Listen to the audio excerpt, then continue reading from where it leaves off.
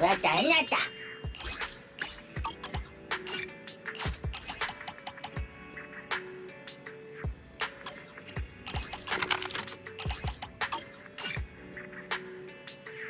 해놨다.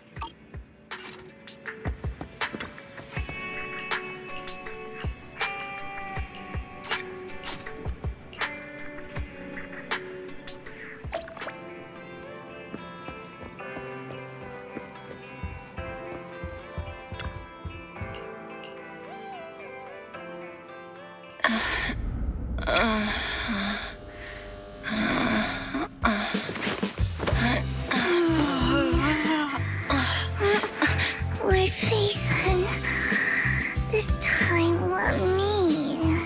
Vivian? Vivian?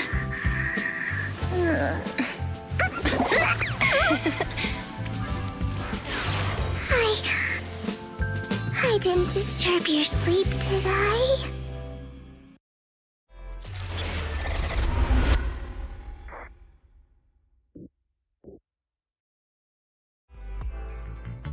When I got here, the other Lord Phaethon said you were resting on the couch and just let me in. I meant to keep you company while you slept, but then I dozed off myself. Ugh. I was going to sit here looking super cute, hands cupping my face.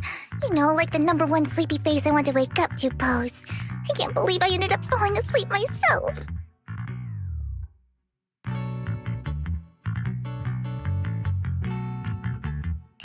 What sleepy face?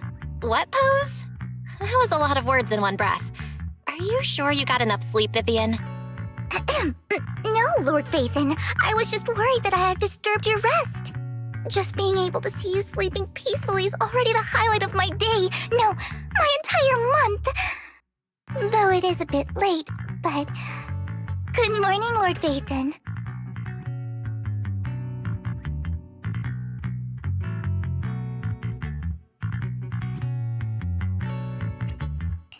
That was so formal. Feels like you're about to drop some big news after a greeting like that. Mockingbird's death has stirred up quite the storm. I took some time to gather intel. It seems someone deliberately leaked the story that Hugo is an illegitimate child of the Ravenlock family, but I haven't found the source yet.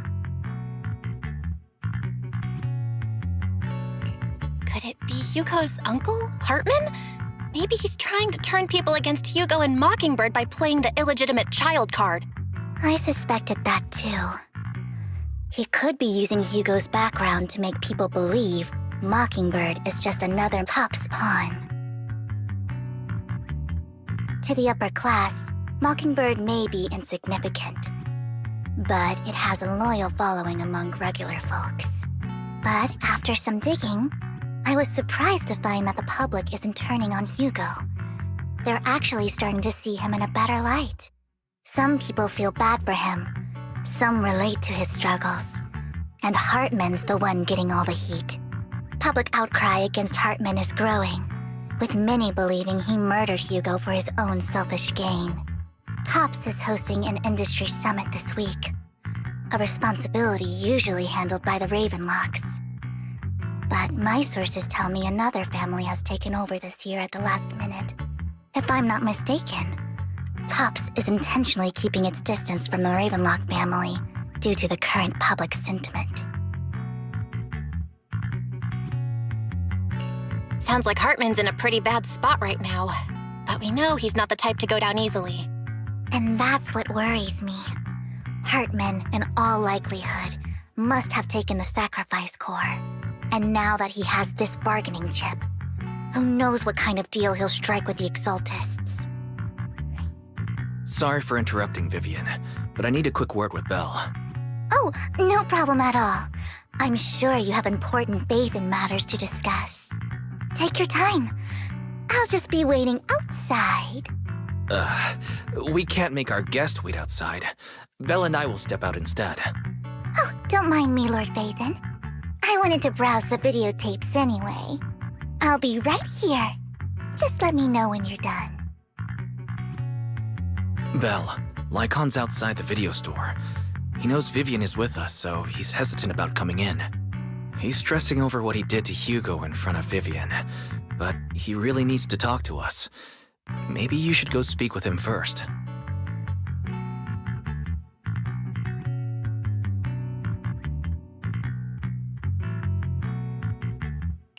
I'll go talk to Lycon.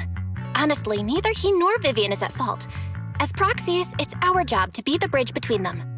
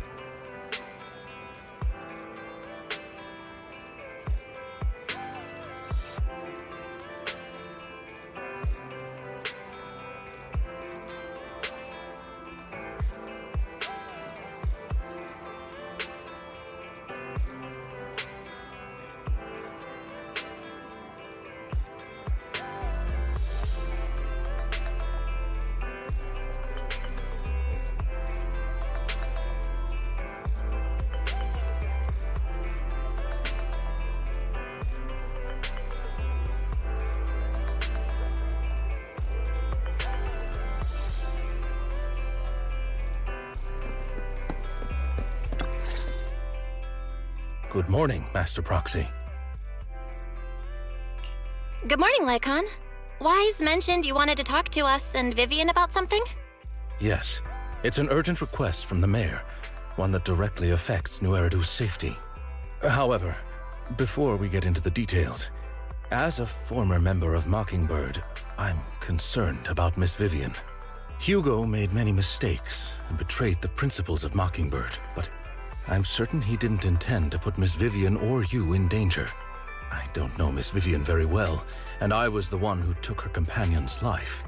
I might not be the right person to comfort her, but I hope she doesn't regret the choices she made or lose faith in the path she chose.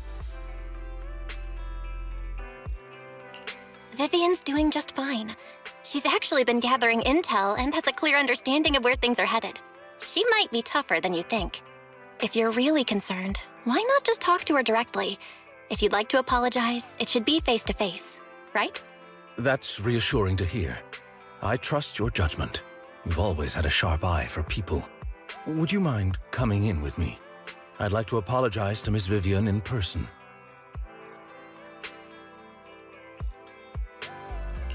No problem, but I'll be staying neutral.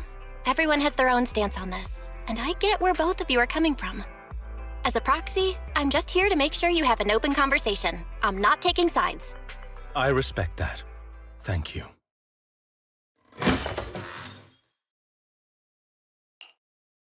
Miss Vivian, I'm very sorry about Hugo.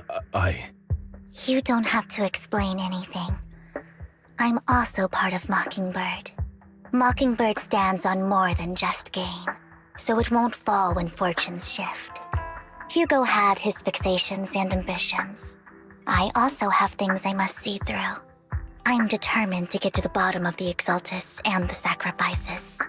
Miss Vivian, as a former member of Mockingbird, you have my deepest respect. You have my word, whatever comes next. I would never harm you or Master Proxy. As for Hugo, please accept my condolences. Condolences? That's not necessary. Mockingbird has plenty of tricks up its sleeves. This isn't the kind of act that ends so easily. Wouldn't you agree? You're right. Huh? That's it? You two just figured it out? Well, that was fast. Master Proxy, I believe we all share the same goal. Uncover the truth of the Exaltists and the sacrifices. The mayor has tasked me with inviting you to take on this mission, and hopes we can work together moving forward. If the mayor wants to work with us, I trust he will demonstrate his sincerity and kind. Mockingbird will not serve as a pawn for the powerful. That will never change. Of course. While the mayor cannot handle this personally, he will make sure we have all the intel and support we need.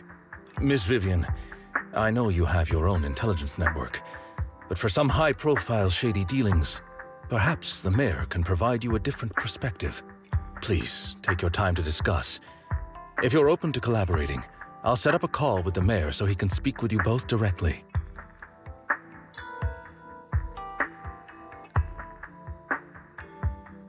I need to discuss this with Wise and Vivian. With so many people involved in this, we need to be very careful. Of course, I completely understand.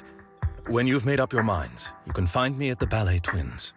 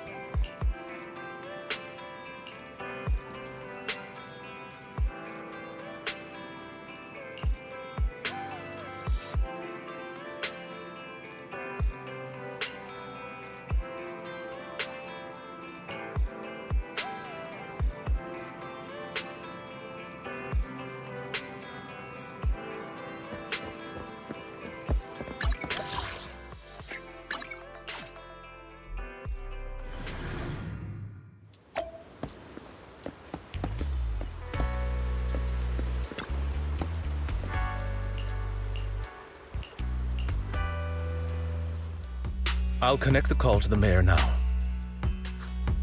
My dear friends, I'm glad you're willing to keep working with me.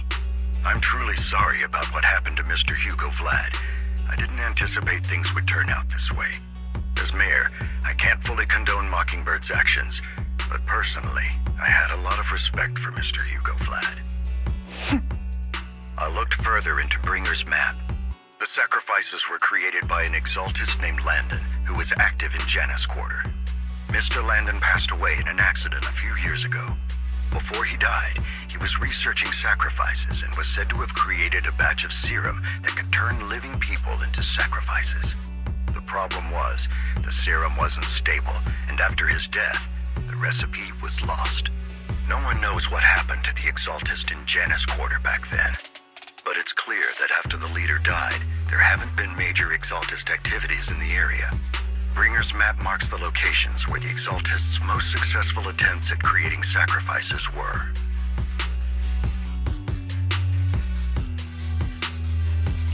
Since this person has already passed away and the exaltists haven't been active around here for a while, then could it be that this is just Hartman acting on his own? Unfortunately, that's not the case. My sources confirmed that Hartman had been secretly in contact with someone, and they only meet inside the Hollow. Is it possible it's someone from TOPS? TOPS is a huge alliance of corporations. They wouldn't bother getting their hands dirty. Instead, they just sit back and reap the rewards. Everything Hartman is doing is to secure his place in TOPS and strengthen his power within the Ravenlock family. If my guess is correct, Hartman has gotten in touch with the remaining members of the exaltists that used to follow Landon, helping them create new sacrifices. But what's in it for TOPS? There's no way the exaltists would just hand over their secrets about sacrifices to Hartman, right? A sacrifice outbreak would throw the city into chaos. And that's when TOPS steps in, taking control of the situation on their terms. The public will see the mayor as incompetent, while TOPS comes off as the real protectors of the city.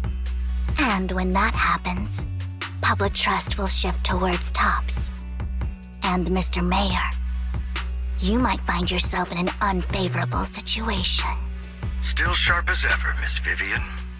So, what exactly do we stand to gain from partnering with you? Please don't tell me you're doing this out of some noble concern for your citizens.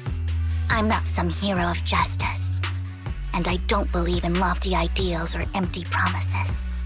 We have a common enemy. While our ideologies may differ, we can work together on this. And as proof of good faith, I may not know exactly where Hartman is, but I can fan the flames over Mockingbird's death and escalate conflicts within the Ravenlock family. So it was you behind the rumors. No wonder I couldn't trace the source of the public outcry. I'm not the one who started the rumors. I just helped them spread faster after they leaked. And I pulled a few strings to make sure the story painted Mr. Hugo Vlad as a heroic figure who was unfairly persecuted. As I said before, I had a lot of respect for him, and I'd be happy to clear his name. Now let me lay out my terms for collaboration. After looking into it, I found that the dormant sacrifice you discovered wasn't the only one. There are more places where sacrifices might be lying dormant. Too many eyes are on me right now, so I can't send my own men to deal with it. I'd like to ask you to retrieve the sacrifices from those locations. I'll make sure to dispose of them once you do, so no one will be able to use them again. On top of that, I've asked a friend to help monitor your physical condition, and maybe even uncover more of your potential. Her research overlaps with your teacher's work. You don't need to worry about her capabilities. She's a Void Hunter rank special investigator. Really? A Void Hunter ranked special investigator is going to be assisting us? And she's involved in our teacher's research? That's right. She's heading to Janna's quarter for some business. I wanted to set up a formal meeting, but she declined. She prefers to assess things on her own and will reach out when the time is right. She'll let you know the details then. So it looks like you both are on board with this commission and ready to help recover the sacrifices?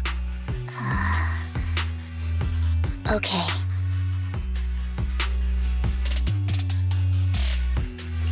We don't want new Eridu falling into chaos either. We'll do what we can. I know you won't let me down. Given our positions, we might not be friends, but we're definitely not enemies. I'll leave the rest to you then. I've got to go. Goodbye.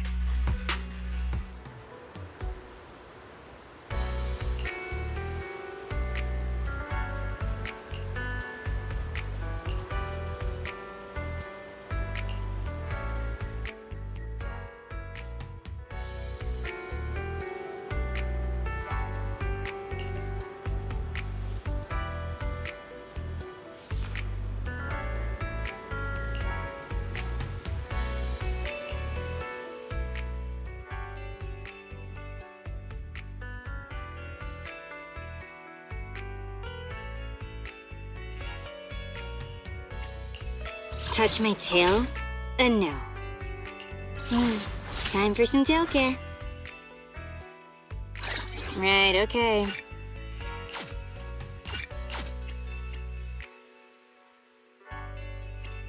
Touch my tail. Standing by.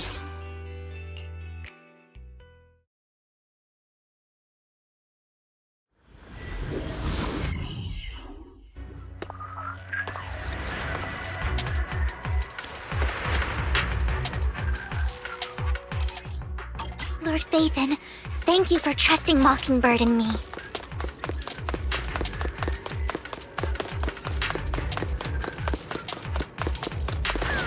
Don't touch me.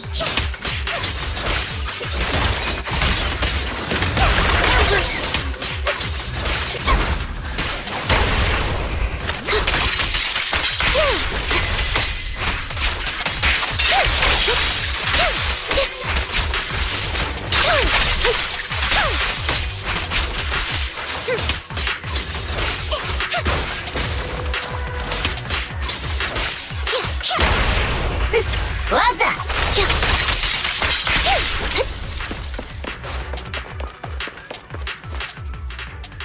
Has someone already taken the dormant sacrifice from here?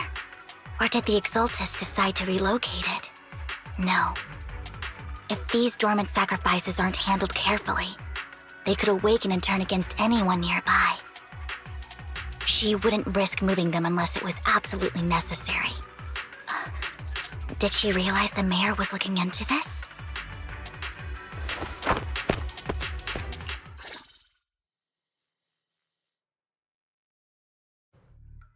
Did Hartman just make up this intel to get a shot working with us at Tops? I've been walking around forever and haven't found a thing. The Ravenlocks have always been a shady bunch. No surprise they've gone downhill over the years. I heard they were pretty loaded back in the day. What kind of business did they run? No clue. On the surface, their businesses seemed legit, but who knows what was happening behind the curtain. Probably something with the sacrifices.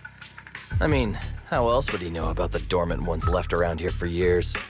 And he was so sure that even if those original sacrifices didn't work out, he had a backup plan. Backup plan? What could that be? Well, that's beyond me. I just happened to overhear something while I was next to Mr. Edmund one day. What's Topps planning to do with all these sacrifices, huh? For research? Do you think we'll ever have a normal life in the Hollows? Don't ask questions you shouldn't be asking.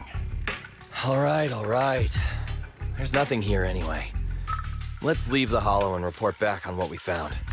And we'll make it just in time to clock out for the fieldwork shift. Let's get out of here first.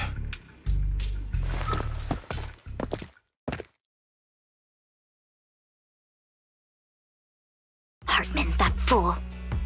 He'll do anything to get into Topps, even if it means playing with fire. She's an exaltist. Human lives have never mattered to her. The more people get dragged in, the greater the danger.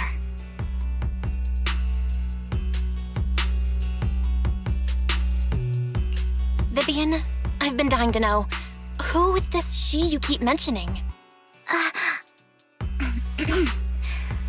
I apologize for losing my composure. Please don't mind me. The she I'm referring to is with the Exaltists. Someone I have a history with. That's why the moment I heard about the sacrifices, I felt compelled to uncover the truth. I never meant to hide anything from you. It's just that, for me, the Exaltists bring back painful memories. And I'm not ready to face them yet. So, Lord Vathan, please give me a little more time. Once I've gathered my thoughts, I promise I'll tell you everything. Sure, I won't pry anymore. Everyone's got a past, and you don't have to dig up old wounds if you don't want to. I can see the Vivian I know now is super brave and kind. I believe you've really put in the work. Lord Vathan, if we weren't in such a hurry, I'd spend 3 whole hours singing your praises. I'll make note of this and make sure to get it done before bedtime. First things first, let's track down those dormant sacrifices. The Exaltists have probably realized someone's after them by now. I wish we knew what Hartman's backup plan is. Any little noise, I just can't shake the feeling that something bad is about to happen.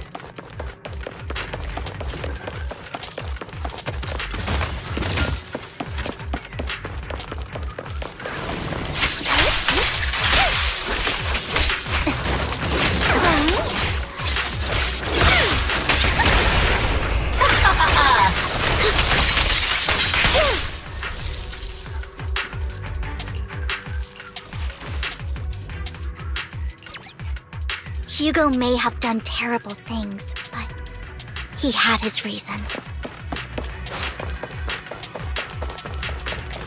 Mockingbird might be seen as the bad guys by a lot of people, but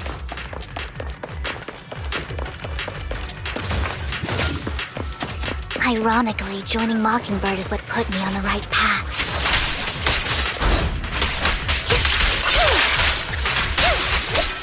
For the first time, I'm needed for more than just my curse.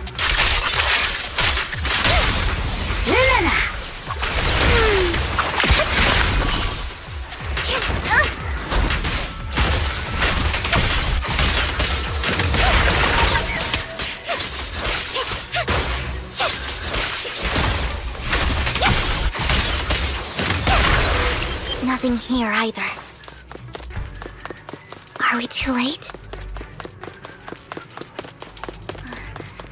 There's...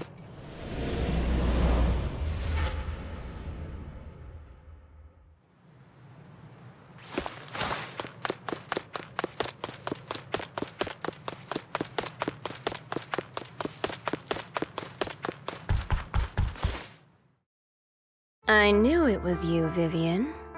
Camille! What are you doing here, sis? Are you destroying the dormant sacrifice? Vivian, don't call me sis. I'm not your sister. Are you trying to stop the Exaltists? I never left the Exaltists. You know what Landon did back then! Lord Landon did it for the Creator. His methods may have been extreme, but they were necessary. Back then, you walked away. You should do the same now. We didn't meet today. Take your friends and leave. What's wrong? Are you being forced into this? I can help you. Help me? Like how you helped her? Vivian, you're crying. You see me, don't you? No, You haven't changed a bit, Vivian. No need to hide your tears. I know exactly what's ahead for me. You've made your choice, and I've made mine. One last piece of advice. Stay out of this. She loathes you. I won't tell her we met today. Don't show yourself around us again. Camille!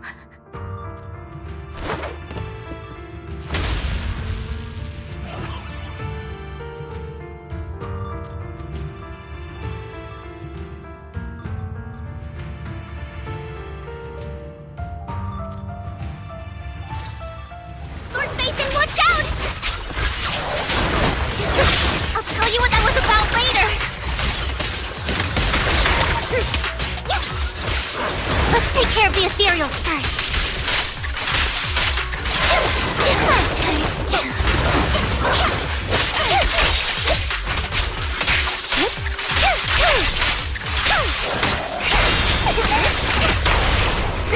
What's up? Engaging.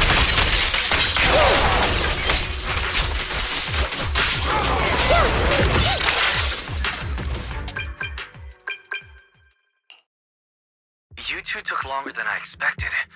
Did something happen? We searched the coordinates the mayor provided. Most of them were already empty.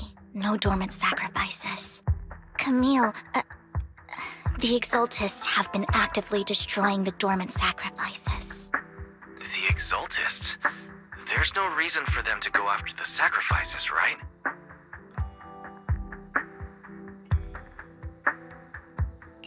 Vivian is telling the truth. I saw it too. And one of them is someone I once knew. I thought she would leave the Exaltists after Landon's death, but she stayed.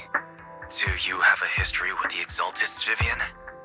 When I was a child, I stayed with the Exaltists for a while. Back then, Landon was one of the most respected figures among the Exaltists in this region.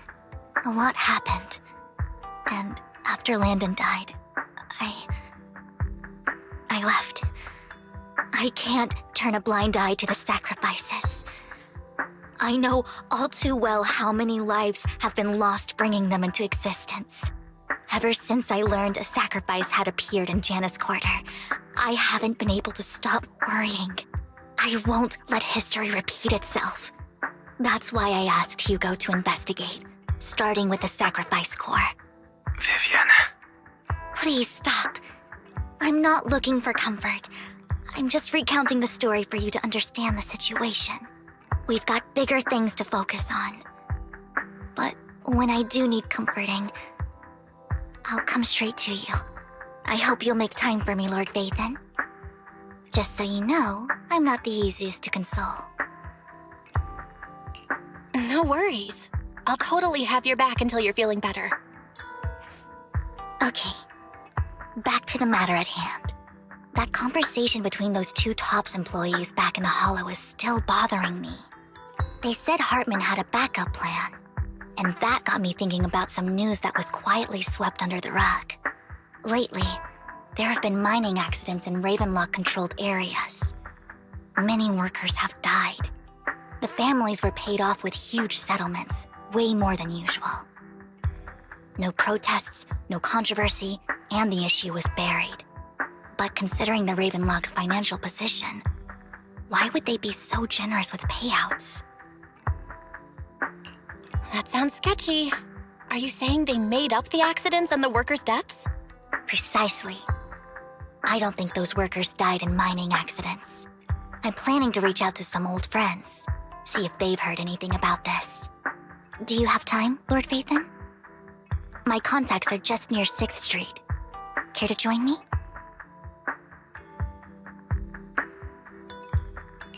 I'm in. Let's go together.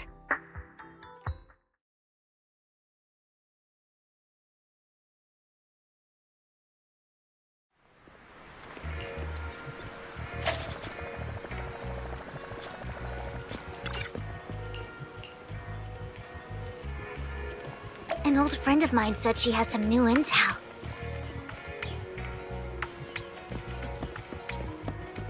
She's like a mentor to me. I learned a lot about data scraping on Internet thanks to her. Rain! Long time no see. Yeah, it's been a while. Rain? You two knew each other? Yeah, Phaethon. Long time no see. Rain! You actually know that Lord Phaethon is Lord Phaethon? No, I mean, you actually know Belle is Lord Phaethon. I didn't know right away. One time, I needed a favor from Nicole. I only found out after meeting them. I mean, who would expect a legendary proxy to be running a video store for a living? Oh, by the way, your idol... Rain, let's not bring up old stuff. Lord Phaethon wouldn't be interested in that. Why are you all tense? Right! Lord Phaethon lives on 6th Street too, and might know your idol. Remember when you traced that post on Internet to 6th Street and actually went to check it out? And you came back all bummed, spouting nonsense. Like there was only a black cat at the location, and maybe your idol is actually a talking cat. Or something like that. I know that black cat. I'm always sneaking at snacks. Lord Phaethon, please, let's drop this topic. Come on, Vivian. It's been years, and you still won't say who your idol is. If you'd just let me, I'd have tracked them down ages ago. I get it. You want to find the person who's important to you on your own. But you've tried so hard already. It's okay to lean on me a little, you know. I'm sure your idol won't hold it against you. I shouldn't have come to see you. Huh? What's wrong? Hey, Rain. Vivian said you might have some new intel. So let's get to the important stuff first. All right, let's get down to business. Here's something I'm pretty sure about. The Ravenlock family's claim that those missing workers died in an accident? Don't buy it. The last signal from those workers was near the hollow. Then communication went dark. I think they were taken into the hollow. And yesterday, I picked up that the Ravenlock family secretly hired some people to search the hollow's perimeter. I caught a weird distress signal from someone and managed to track down the source. When I tried to reach out, the signal cut out completely. The last trace of the signal was near Lumina Square. Finding someone in real life isn't really my thing, so that's where you come in. Okay, we'll check things out. You just said this is something you're sure of. Do you have anything you are unsure about? I dug up some info online, and one thing stood out. A few days ago, there were some creepy sounds coming from an abandoned warehouse by the port. The place was locked up, so no one could see what was happening inside. Not sure if it's related to your search. If you don't find anything useful around here, it might be worth checking out. Well, that's all I have for you. Thank you, Rain. Don't get all emotional on me now. I'm just helping out a friend. This one's on the house. Consider it payback for the favor you did me last time. But if you still want to find your idol, hit me up. I've been curious for what... All right, don't worry about it. I'll manage it myself. being so nosy, Rain. Nosy? Nah, just professionally curious. What kind of person is worth all this searching, huh? But honestly, whoever they are in real life, they've become a part of you. You've come a long way in this search, Vivian. I much prefer the person you are now. So if you find this person, don't chicken out. Go meet them. People will appreciate you for who you are. Rain. I might not care about the real world or what it'll be like, but I hope everyone I know can live a good life. I'm counting on you to save the world, guys. All right, I have other business to take care of, so I'll leave the rest to you.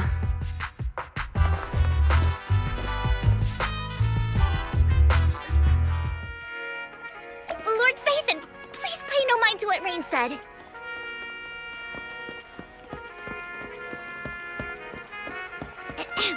That big guy's up ahead. Let's hurry.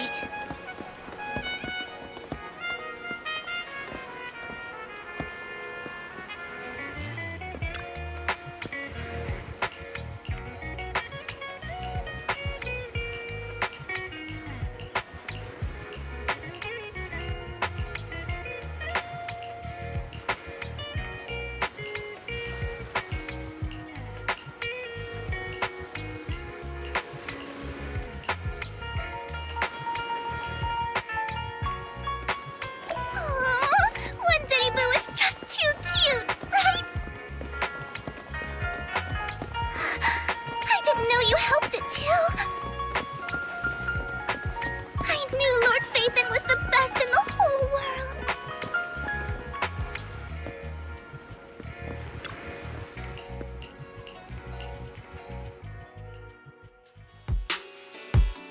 Don't take me back, please.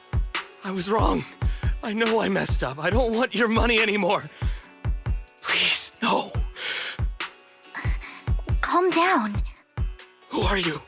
I won't say anything. Just let me go. I don't know anything. I swear, I know nothing. We're not PubSec, the HIA, or the Ravenlock family. We won't force you into anything. There's no need to be afraid. What do you want from me then? We simply want to know where the Ravenlock family took you and what they made you do. I can't say. I can't tell you. I have a family. They'll hurt them. You never saw me. Please, just stop asking. Don't you wish to see your family? I don't deserve to see them. It's my fault. I was greedy. I did this to myself. But your family must miss you dearly. I'm sure they won't blame you. No, it's my fault. It's all on me. I don't want to drag them into this. If the whole ship is sinking, no one on board can escape. I'm just a nobody. And right now, there's nothing I can do to change anything. If you care about your family and friends, now is your chance to stop the disaster before it's too late. Even a butterfly flapping its wings can send a tsunami surging across the ocean. No one knows how this will turn out. But if you do nothing now, the only thing waiting for you at the end will be regret. We're not here to turn you in, and we won't force you to confront them. You'll be safe with us. I'll help you return to your family.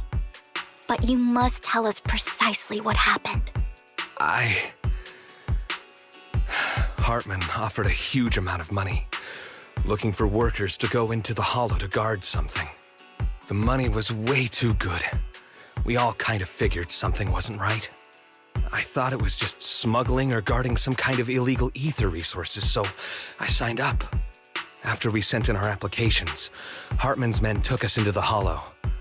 The first place we went, there was a strange box.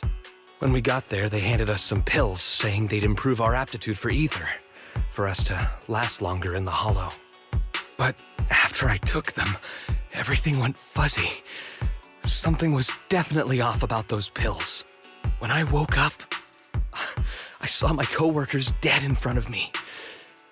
And there was blood all over my hands. They said something about me being a good experiment, moved me somewhere else and locked me up. They wanted to inject me with something. I got scared and didn't know what was gonna happen. But then a blonde guy found me, gave me a carrot, and let me go. So I escaped.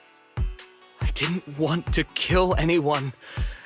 I don't know. It wasn't your fault that your coworkers died. You were just a tool in their hands. Do you remember the place they first took you? Do you know what was in that box? I only remember the first place was like a rooftop. I think it was on top of a tall building. What exactly was in that box? I can't remember. I'm not lying. Those pills they gave us, they make you hallucinate. I took just one and my mind felt like it wasn't my own. My memories turned into a blur. I'm telling the truth. I'm not trying to run from my mistakes. I just really can't remember what happened. I know you're not lying. We'll arrange for your protection. You can rest easy and recover, and your family won't be dragged into this. Once this is all over, you will be able to reunite with them.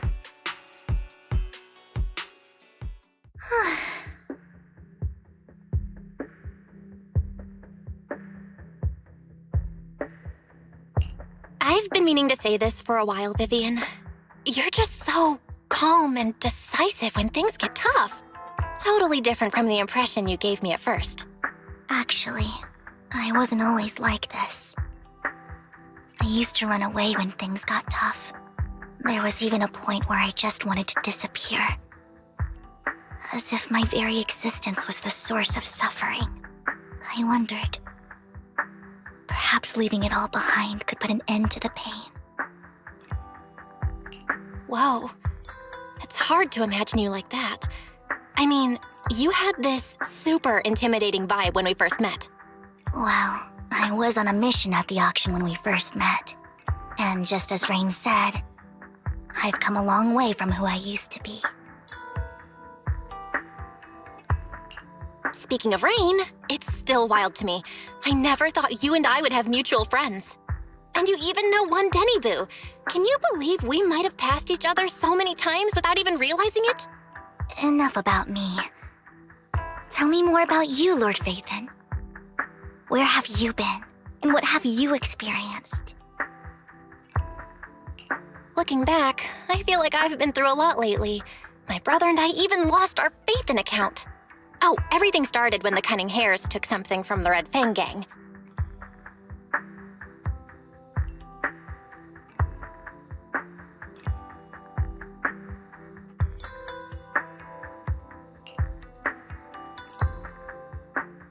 I remember it should be around here. That store's been sitting in my favorites for ages.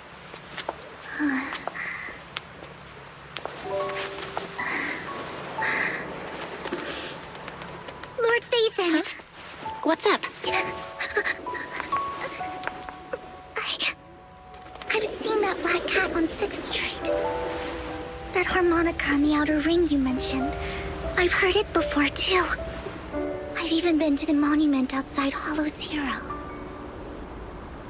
But none of that was a coincidence. It was me.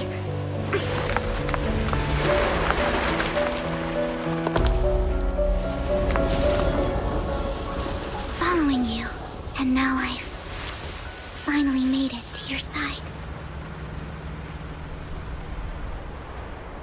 Ever since I was little, I had been seen as the bringer of bad fortune. I had traveled to many places and witnessed far too much misfortune. Every tear I shed brought disaster. I've heard too many curses to count. I loathed my tears as much as I despised my own existence. Wherever I stayed, tragedy followed. I had roamed too many places, and each time, it ended the same way. I didn't know where I could go anymore. One night, I stumbled upon a post discussing me. Whether they knew me or not, everyone seemed convinced that I was the source of the curse. Some mocked me with cruel intent. Some wished I would vanish, and others speculated maliciously. It really seemed that my very existence was a disaster. In that moment, as darkness enveloped the city, I saw lights flickering to life all around New Eridu. So many lights, and not knowing where to go, I thought, if only I could disappear into those lights. I made up my mind, and right then, my phone rang. I decided to take one last look. I wanted to know who left me my final message from this world. It was you, Lord Vathan. Wait, really? Me? Yes. And I checked with the other Lord Vathan. You were the one using the account at that time, but I know you probably don't remember it. After all, it was just an ordinary day, with an ordinary post and meaningless comments online. But for me, it was the night I finally realized where I could go. I wanted to walk the paths you had walked, see the sights you had seen. And then, one day, share it all with you, face to face. What did I even say in that comment? I can't remember off the top of my head. Well, you'll have to figure it out for yourself. I'm not telling you. Huh? No! So, Lord Vathan, thank you. Not only for that comment you made that day, which was a silver lining for me, but also for giving me the courage to become who I am today. The Vivian standing right in front of you now, Lord Vathan. I truly like who I've become.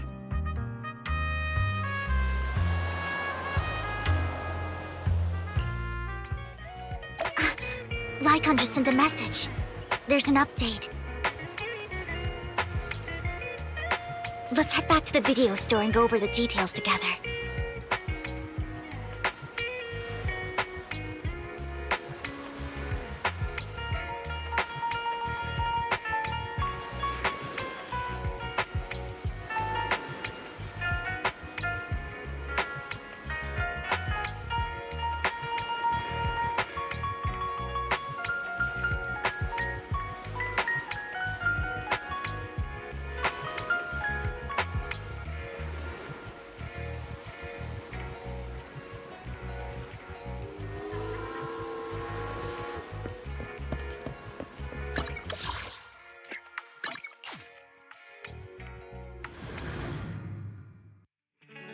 Belle, you're back. Lycon told me he wanted to meet up with us online to discuss things when you returned. I'll call him now. Master Proxy, Miss Vivian. The gentleman Rena brought back has stabilized and calmed down now. Based on his account, we've identified where Hartman is hiding the core. He also mentioned that Hartman plans to trade the core with a group of people. We suspect that this group consists of members from the Exaltists. I knew it. Now that we have the location, it would be splendid if we could seize the sacrifice core before they do. Precisely. We hope you can head to the location as soon as possible to secure the sacrifice core. We've got this. I have other matters to attend to, so I'll leave the retrieval of the sacrifice core in your capable hands. The mayor's friend that he mentioned before will also be assisting you this time. The target coordinates have been shared with her, and she'll meet you there. Please ensure your safety, and I wish you all the best.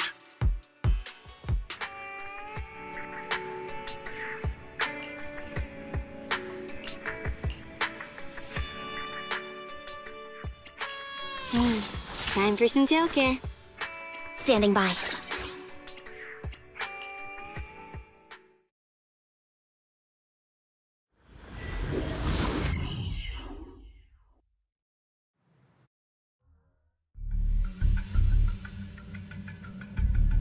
Where's the sacrifice core? Camille, you really think I'd stroll around with something this important? Plus, even though the Ravenlocks and the Exaltists have been working together for ages. I've hardly even met Lady Dina.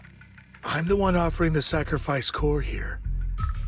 I'm curious what Lady Dina's got lined up for me in return? I'm just here to verify that the core you mentioned is real. Once that's sorted, Lady Dina will give you a proper response.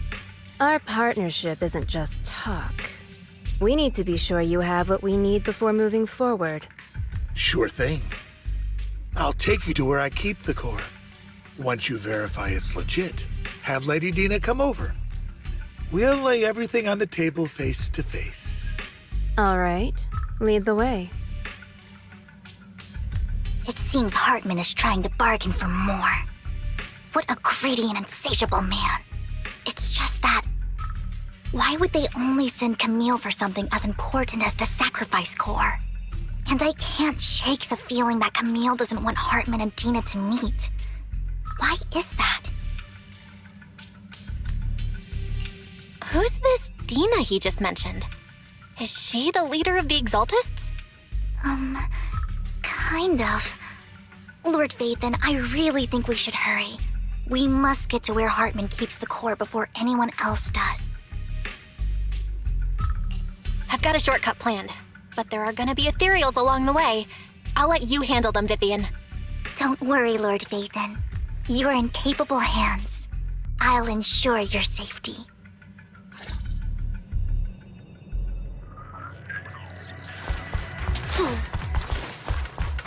Ethereals!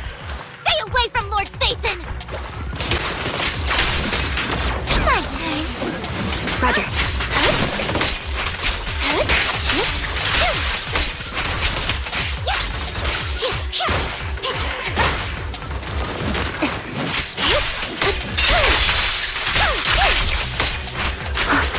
Allow me.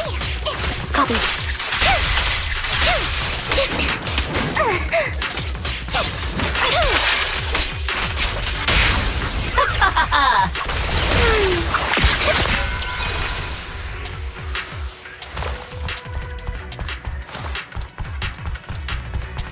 Looks like Hartman's trying to negotiate for more leverage.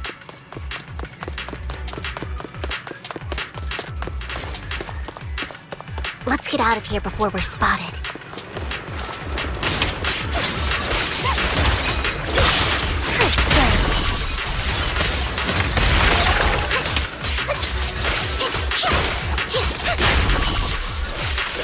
Let's keep moving, Lord Vathan.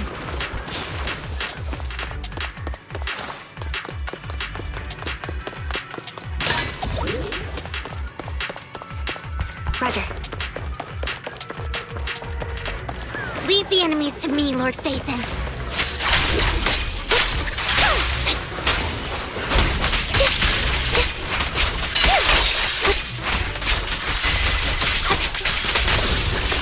Don't. Leave it to me.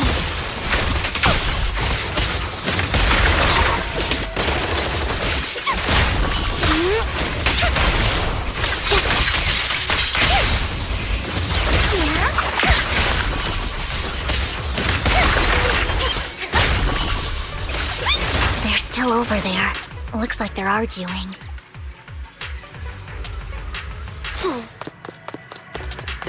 This is our chance. Let's hurry.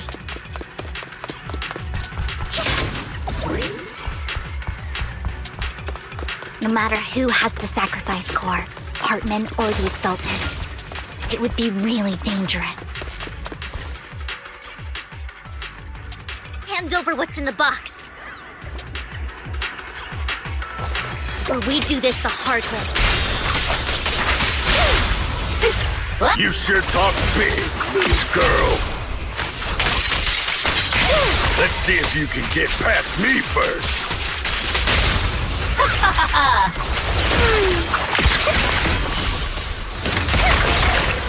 Let's hurry and secure the sacrifice core.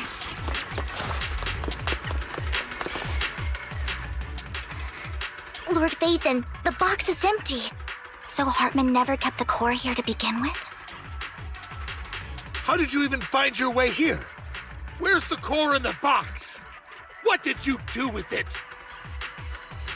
You call this keeping the sacrifice core safe?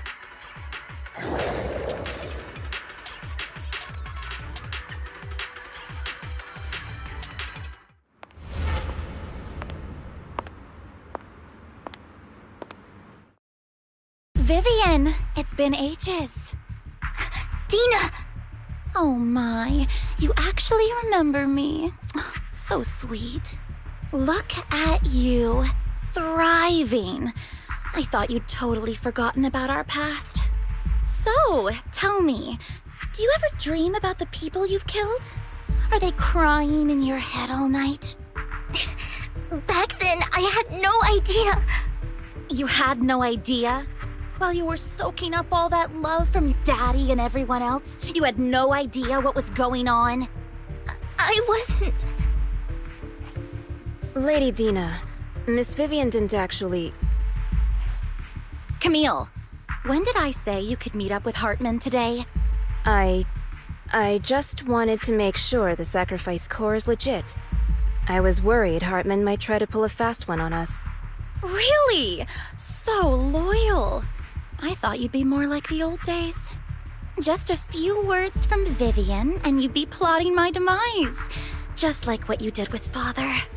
I won't, Lady Dina. Don't even think about betraying me, Camille. You owe me for what went down back then. However, I do understand your worries. This core, it's fake. No way! I got this straight from Hugo! It can't be fake! How can you just claim it's fake without any proof? Ugh, seriously?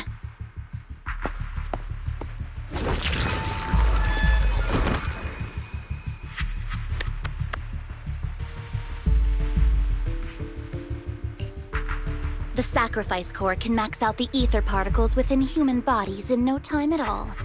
But look at your little subordinate. How uncouth. He's making noises like some animal. Can you shut him up? So annoying. The masterpiece Father made for the Creator isn't this worthless piece of junk you're holding. So, the real core. Vivian, where do you think the sacrifice core is really at? I don't know. If I knew where the real core was, I'd destroy it without a second thought. Dina, you understand what the sacrifices are. And you know those who were blessed should not have to endure such horrors. Oh, they shouldn't have suffered those horrors.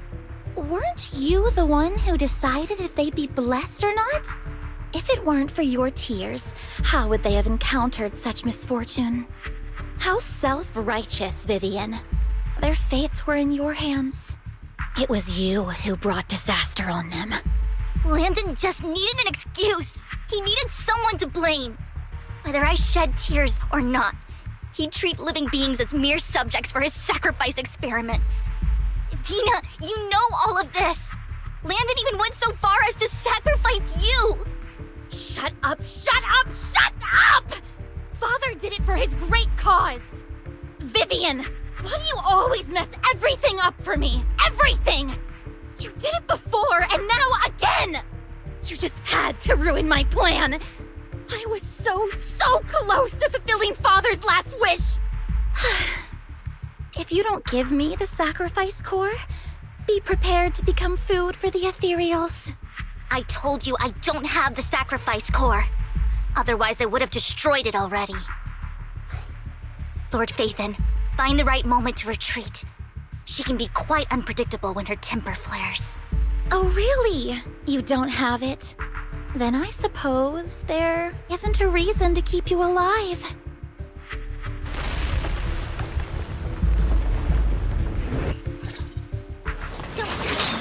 Don't you know? Get my dress dirty, little pig. More ethereals are coming. Don't touch me. Too many. There's no chance to get out of this. What's up?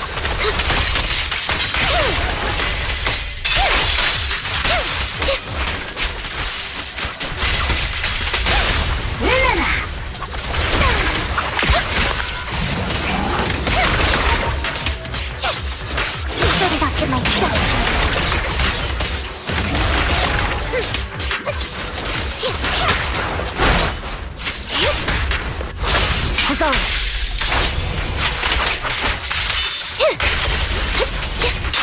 Wait over.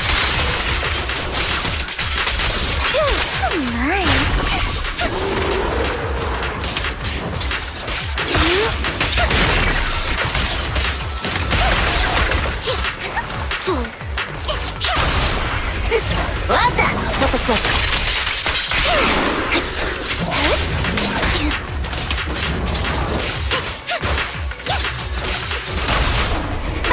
A perfect combo. Stay away from Lord Nathan! There are so many.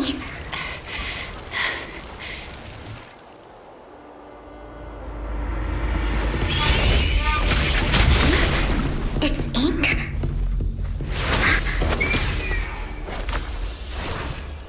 Shun Palace, good fortune, closed gate, safety. What? An evil miasma gathers here. Another place of conflict. If you wish to avoid disaster, then head southeast.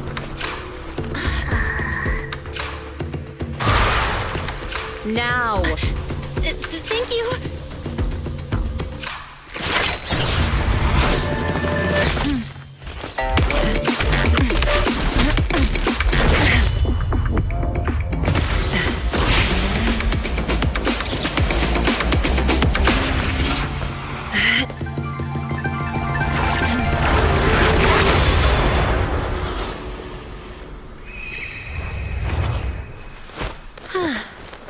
Finally, peace and quiet. You must be Belle, right? Mayflower mentioned a special partner might need my help. Can I ask, who are you? I'm the 13th generation master of Yunque Summit. You can call me Yixuan. Mayflower passed along your info, and I was curious what kind of person you are, so I came to see. At first, I thought it might be a hassle, but your energy feels really calming. Quite nice, actually. Oh, so you're the investigator the mayor talked about. Yes. He also asked me to be your temporary teacher and offer you a bit of guidance. Guidance? What exactly does that mean? Unfortunately, this isn't the right time or place to talk. I have some investigation work to catch up on, and it seems you've got quite a lot on your hands, so let's part ways for now. I'll find a good time to visit you soon.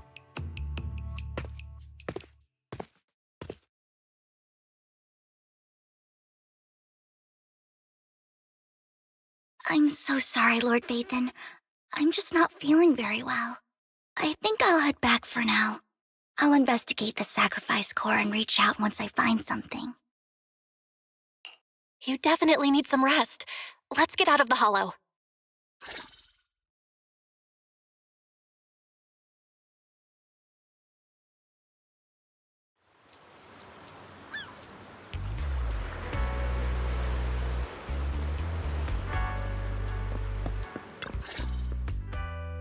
Lord Vathan, are you going to rest now? I'm not in a hurry to get back. You've been kind of off since we got out, and it's got me worried.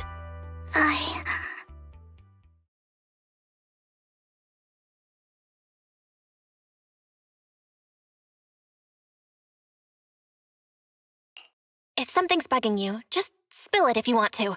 I'm a pretty good listener, you know. I didn't mean to keep my past from you, Lord Vathan. When I was little, people thought I brought misfortune, so no matter where I went, no one wanted me around for long. Then, one day, Landon adopted me and brought me to the Exaltists. There, I met Dina, who was so kind to me, treating me like a dear sister. She told me her father, Landon, was a great man who'd one day make everyone stop fearing the Hollows, so all life could live freely inside and outside of them. Tina helped Landon pick people for the blessing, and everyone in the Exaltists respected her greatly. Those who received the blessing would have a better ether aptitude, allowing them to enter the Hollow freely without fear of sudden disaster. Back then, Dina would chat with me every day, always about the Exaltists and her father. But things between us shifted when Landon asked me to step in for Dina. Landon told me I didn't only bring misfortune, and that if I listened to him, I could actually help people. After that, he'd take me to meet people, and if I shed tears, he'd give them a blessing medicine. Those who got the blessing could dodge calamities. At first, I was ecstatic, thinking I could help others. I shared my joy with Dina, but that was when she started to pull away from me. The blessing medicine. Please tell me that wasn't the sacrifice serum Bringer had. Yes, to be precise, it was an early version of the sacrifice serum. Landon's medicine wasn't stable. The medicine Landon developed could boost abilities quickly, but also sped up the development of ether corruption. In the end, most people turned into ethereals, and a few became sacrifices, losing all human consciousness. The ethereals were killed while the sacrifices were given to the higher-ups of the Exaltists. The Exaltists wanted the sacrifices to hold human consciousness, so Landon's medicine was seen as a failure, and he gradually lost influence within the Exaltists. One day, I saw Dina, and tears streamed down my face. In a bid to save his reputation, Landon decided to let his own daughter receive the blessing. I had always thought that getting the blessing was a good thing, until I saw terror in Dina's eyes that day. That evening, I broke Landon's rules for the first time and followed him out of the Exaltist's residence. I trailed him to the Hollow, where I witnessed someone who had been blessed becoming corrupted. In the end, that person became an ethereal. Then, without hesitation, Landon killed him. Before Landon returned, I went back to the residence and snuck into his study. And there, I uncovered the truths I just told you. And just a few days later, it was time for Dina to be blessed. I wanted to save her and stop anyone else from getting deceived. So, that day, I told everyone present that Landon should be the one to receive the blessing, not Dina. At first, Landon argued, and no one believed me. But, in front of them all, I looked at him and let my tears fall.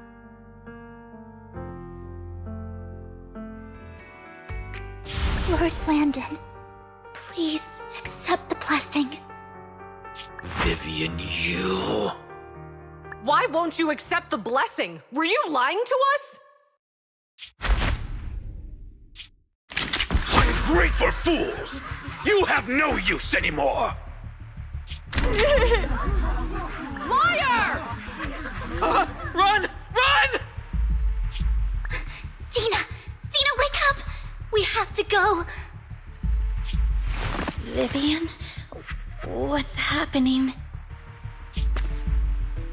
Listen to me! Lord Landon's so-called blessing isn't...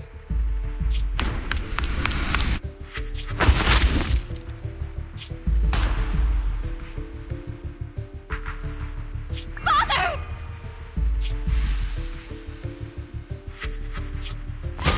No, I was just... Mom, I want to go home. It's got nothing to do with us.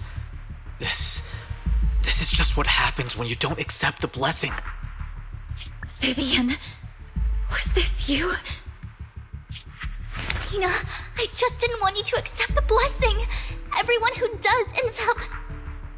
I just don't want to lose my father. You knew? If you knew what he's done, you... He's my father. He's all I have. Stop being self-righteous, Vivian. You only ever bring misfortune.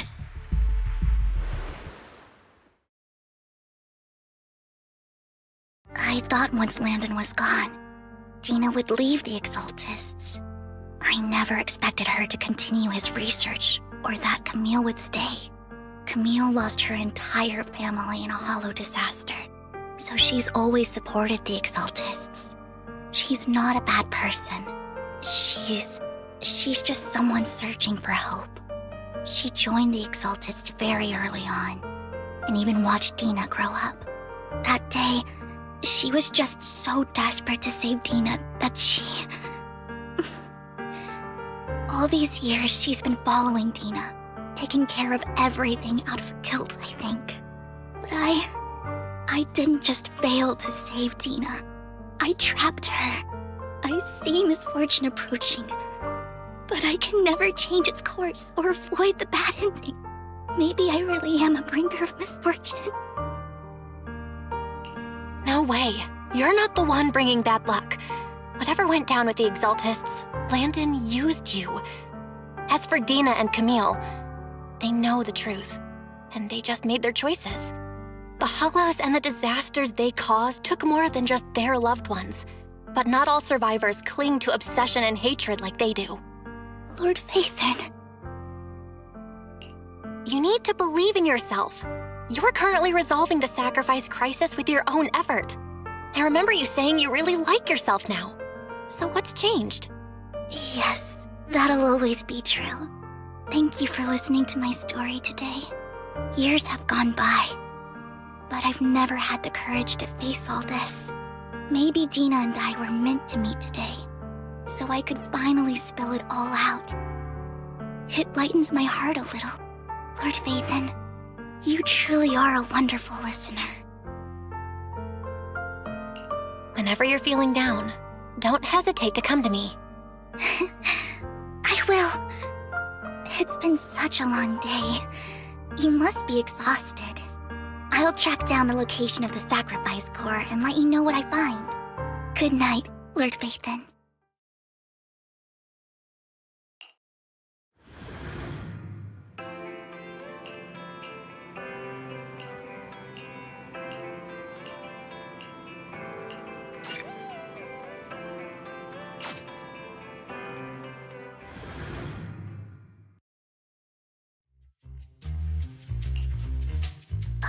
Shaw, I didn't expect you to be working here.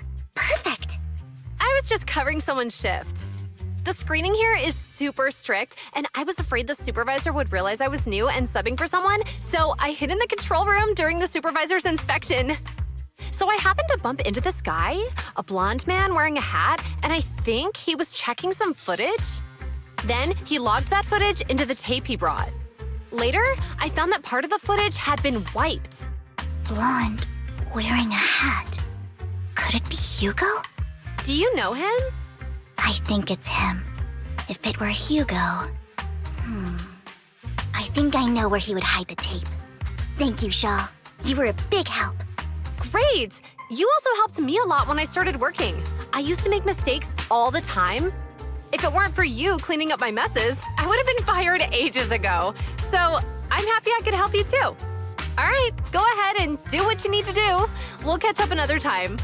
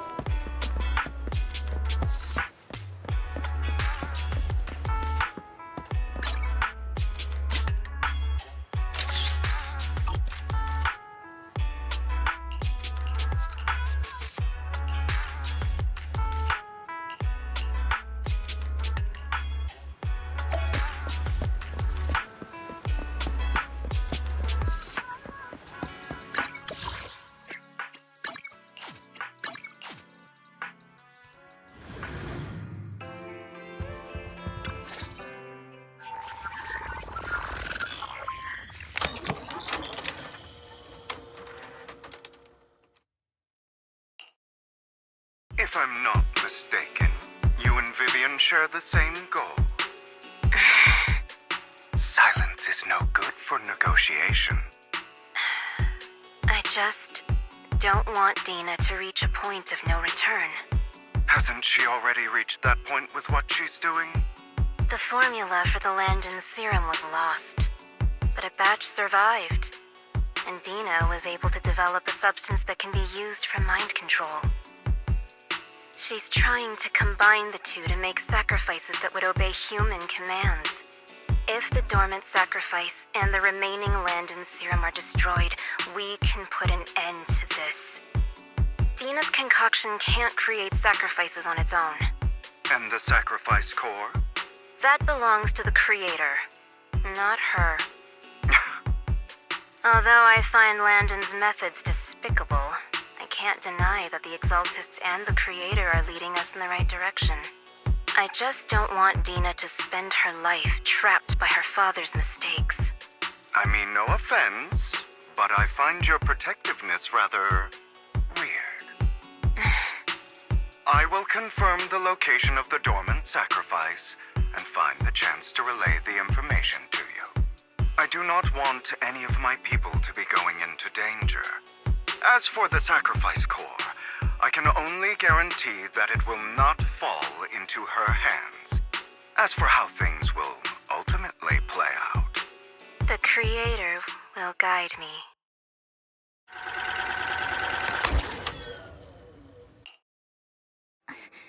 Camille was actually destroying the dormant sacrifice?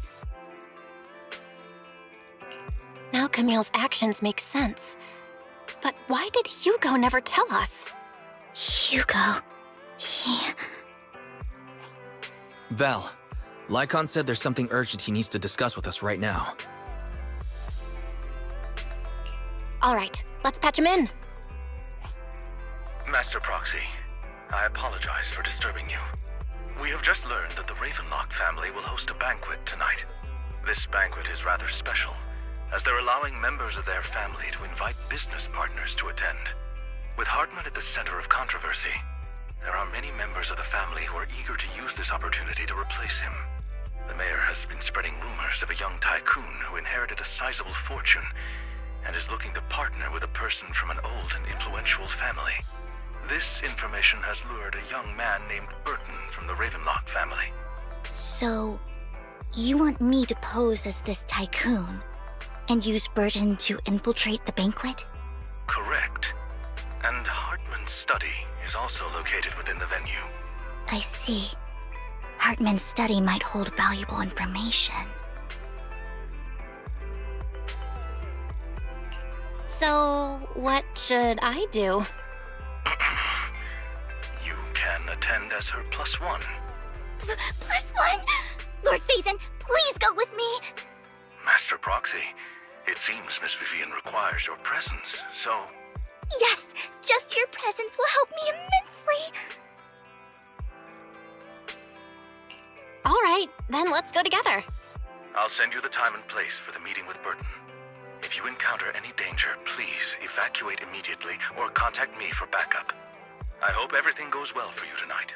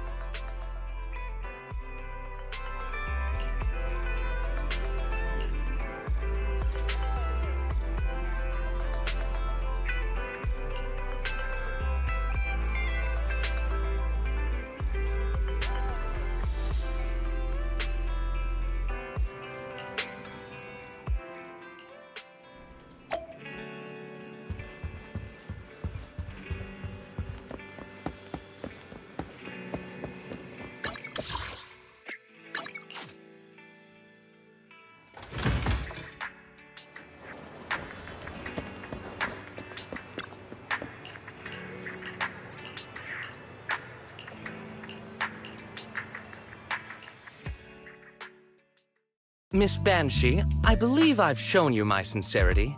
Now how about you? Sincerity? My presence here is a show of sincerity. If we're to work together, Miss Banshee, you should drop your pretentious act. I am well aware of the ways of the Ravenlock family. If I were to come empty-handed, I probably wouldn't even be able to make it out the front door tonight. Since I agreed to come with you, and even brought along my most precious companion, does that not show my deepest sincerity? No need for such an off-color joke. Our door is always open for those coming or going. We both know what's what, so let's cut the small talk. I know far more about how the Ravenlock family made their fortune than most here. I am also well aware of why Hartman, despite such a massive scandal, still remains in power. Oh? Do tell. Exaltists, blessing, sacrifice, Landon. Where would you like me to start? How did you know that? No, who are you? Don't be so tense. If I'm not mistaken, it's about time the banquet began. My companion and I are practically famished. Is this how you treat your guests? By letting them starve? Perhaps when we've had our fill, we'll remember where the sacrifice is hidden.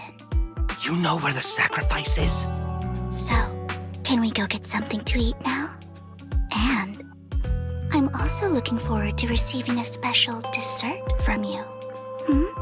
We can discuss what you wish to know while we enjoy dessert. Of course. I wouldn't let such an important guest discuss matters on an empty stomach.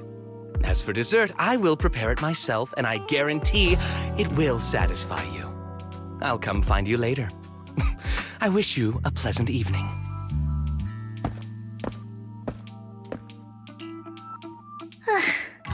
These kinds of people are exhausting to deal with. I really don't know how Hugo used to put up with it.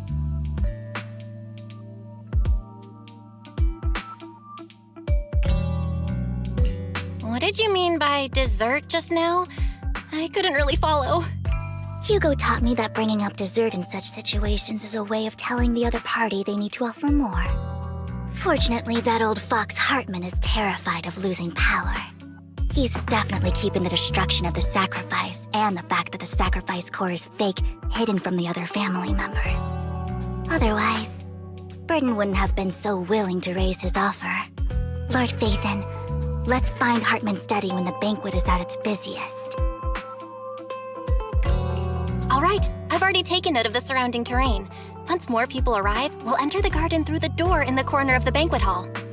Wherever you go, I'll follow, Lord Phaethon.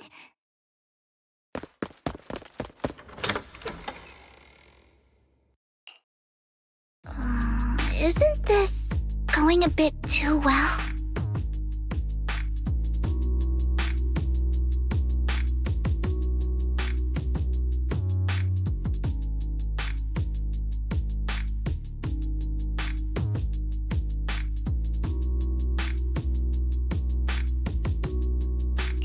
Perhaps we're just lucky?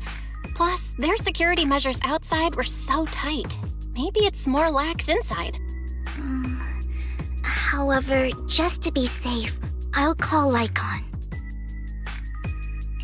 Let's check Hartman's recent correspondences for clues. I still have concerns about the sacrifice core. Right. Though the core he gave Dina was fake, Hartman might have left a trick up his sleeve and hid the real one. Then let's split up.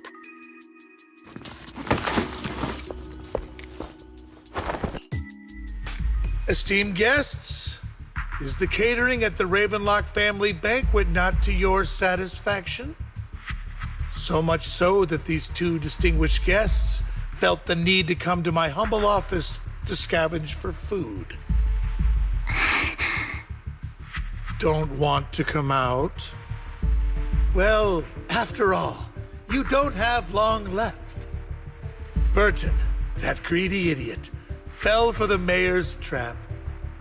But I never expected that he would bring you into my territory. I suppose I should thank him. Otherwise, I would have had to go to great lengths to eliminate you. Vivian, Phaethon, give Hugo my regards. Tell him I shall be taking the wealth and power of the Ravenlock family for myself.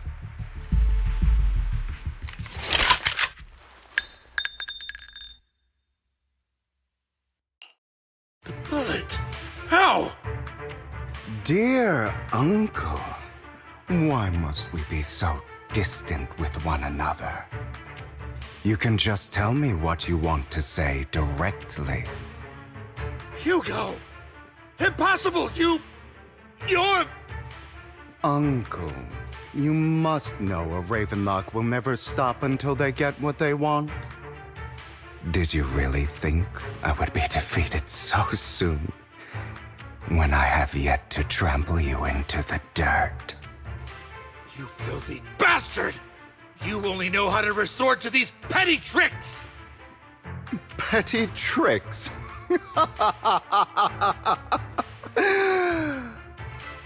Perhaps you'd like to know what I managed to accomplish using this faked death of mine.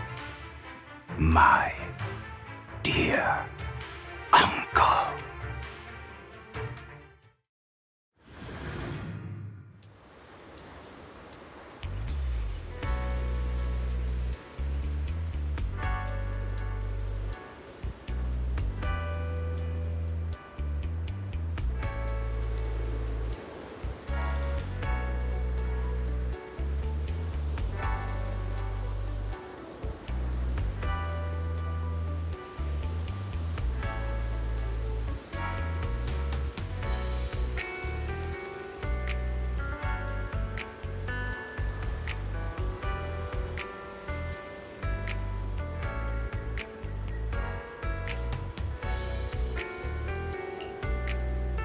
Faking my own death. Hope it's all worth the theatrics in the end. It was just to keep Hartman off my back, but maybe I went a little overboard. The manager must be pretty shaken up. I should apologize at some point.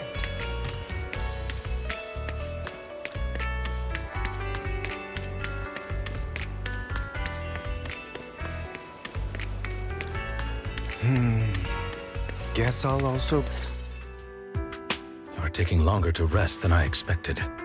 Lycon, you think too highly of my physical capabilities. Well, thank you for your cooperation. I must say, if nothing else, at least your acting skills have improved. Why do you look so angry? You should be happy. We pulled that off together with flawless teamwork and managed to fool everyone. Drop your foolish facade. I'm glad you still remember the code we set all those years ago. And thank you for ensuring your sleight of hand didn't deteriorate. Oh, right. I should also thank the blood bag hidden in my clothes and our other props. Do you remember when we last used this trick? It was probably ages ago. Sometimes I really don't understand you.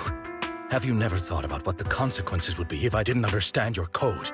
If I decided against helping you? Or if I just couldn't control my strength properly? You'd understand it.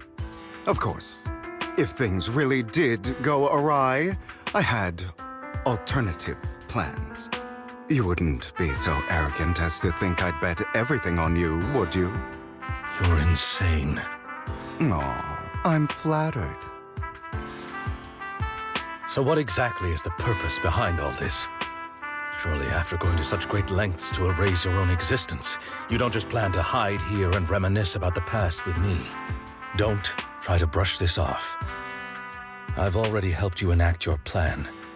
Tell me the truth. Don't get your tail in a twist. I have more plans that require your assistance, so naturally I would not hide anything from you.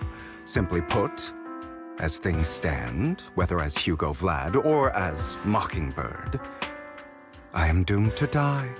Seems you've made quite a few enemies.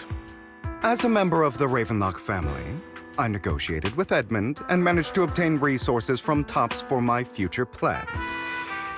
I also confirmed what attitude they held toward your master, the Mayflower family. Meanwhile, I used my identity in Mockingbird to strike a deal with Hartman and gather information on their collaboration with the remnants of the Exaltists. That's where I got my intel on what Bringer left. Oh, by the way, the crime declaration letter that your dear mayor received, that was also sent by yours truly. He's probably figured that out by now, right? Though I'm not sure if he told you. The mayor learned about the sacrifice attacks through his own means, but lacked an opportunity to take action. That warning letter was precisely what he needed. You aren't hopeless yet. How delightful. In short, I'm more well-informed than your lot because I get around, dealing with all these different important figures. But of course, it comes at a cost, it's only fair. After all, you can't hide the smoke from a wildfire. Rather than trying to carefully tame it and risk setting yourself alight, it's better to let it burn free. When I helped you put on your little act, killing you in front of everyone, you left the sacrifice core to Hartman. That was intentional too, then? Oh, yes. And it worked like a charm, didn't it? Now no one cares for me anymore, and all eyes are on Hartman. A perfect situation for keeping the Ravenlock family in check while dealing a cutting blow to the Exaltists behind them. Another crucial point is Vivian and Phaethon. I must sever any ties they have with me or Mockingbird. Although I feel bad for Phaethon about what happened, but it had to be done. That's the only way they would be safe, allowing the plan to continue. I noticed that you never turned your blade toward Master Proxy. So, those words you said back then were also... I will bloody my hands. I will carry the weight of my sins. I will become the Abyss. Obviously, it was all an act. My acting has always been impeccable, as you know. Hugo, you're taking such a tremendous risk. Why? Would you believe me if I said it's for justice? But unfortunately, it's not. I want revenge on the Ravenlock family. And I will make sure that despicable excuse for a human being, Hartman, suffers a slow, torturous end. Of course, I also promised Vivian that I would help her investigate the whole thing with the Exaltists. That's all. You don't look too good. Is it your wounds? No. This is the first problem I plan to resolve. Lycon, do you have a place that is sufficiently discreet, quiet, and can take a lot of damage?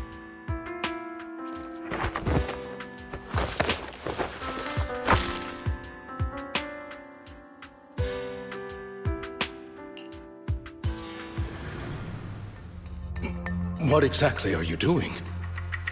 Don't look at me like that. If I didn't have to do this, I wouldn't. Hartman recently obtained a bizarre substance, most likely from those crazy Exaltists. After use, it allows control of the victim's mind, to some extent. You were dosed with it? To be more precise, Lycon, I deliberately allowed Hartman to put this drug in my cup to facilitate our previous collaboration.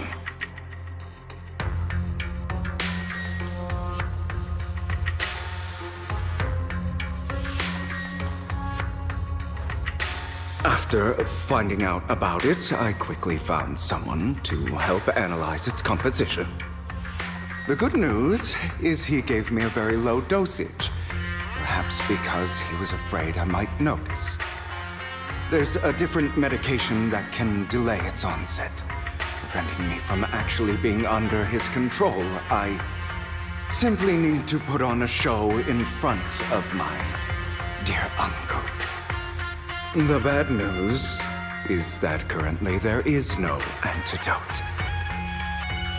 When I delay those effects, however, they will accumulate and erupt when my body reaches its limit. It may even break my mind. And that's exactly what's happening now. I need to endure those accumulated consequences. So, I will lock myself in this room for however long that takes. I've tied my limbs to prevent me from smashing this place or accidentally hurting myself. Anyway, after you leave, do not open this door, no matter what you hear. I recommend seeking professional medical assistance. This is advice I received from a doctor. Or are you saying you don't believe I can make it? So, I can't. Come find me here at the scheduled time. All you need to do is smile and await my victory. What if I want to stop you? You know you won't succeed. You never have.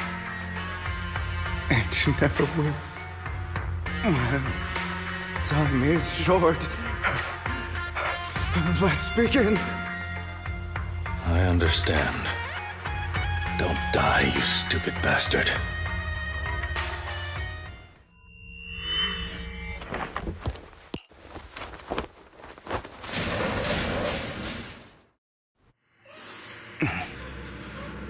Is this because the side effects haven't worn off yet? Lycon's late.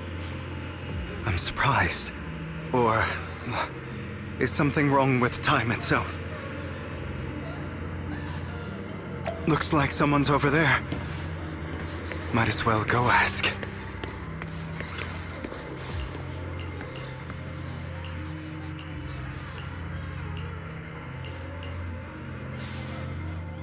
It's all your fault. I wish I had never given birth to you!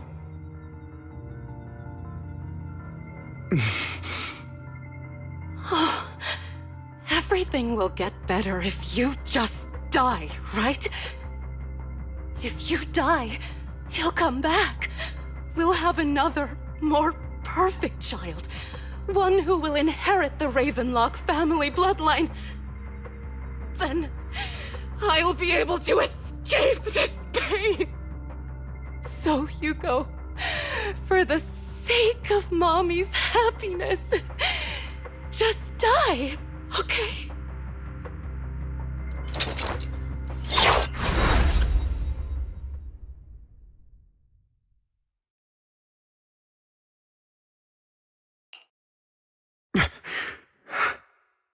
So, I wasn't awake yet after all. That's because you don't want to wake up again. Who are you? I am you. Hidden deep within your heart. Your most true self. You want to kill her, don't you? Your so-called mother. Every time she beat you without reason, when she tried to gouge out your eyes, when she sold you into that hell, laughing all the while. You wanted to be the one to end her life. Why not admit your hatred? As you are, you can hunt her down and make her pay for the living hell of a childhood she made you suffer. Yes, I hate her. I hate her because she was foolish and shallow, greedy and stupid. I hate her because she doesn't deserve to be a mother. she did everything she could to try and get into the Ravenlock family, believing she could live a life of luxury without having to do anything and never realizing she was a pawn, discarded from the very beginning. So she chose to blame me. Blame me for my heterochromia. Blame me for my very existence. But I won't kill her, because I know it won't change anything. She was incapable of loving me, just as she is incapable of loving herself. Have you been brainwashed by that dog? Keeping up the act of being some magnanimous and forgiving fool? Don't compare us. I've simply come to understand love or hate. I make my own choices, and they have nothing to do with anyone else. She sold you to the Ravenlock family for a huge sum of money. She used that money to start a new life without you. While she was indulging herself, you were going through hell in the Ravenlock Manor. Does it not torment you? Do you not feel the hatred? Do you not want to demand answers?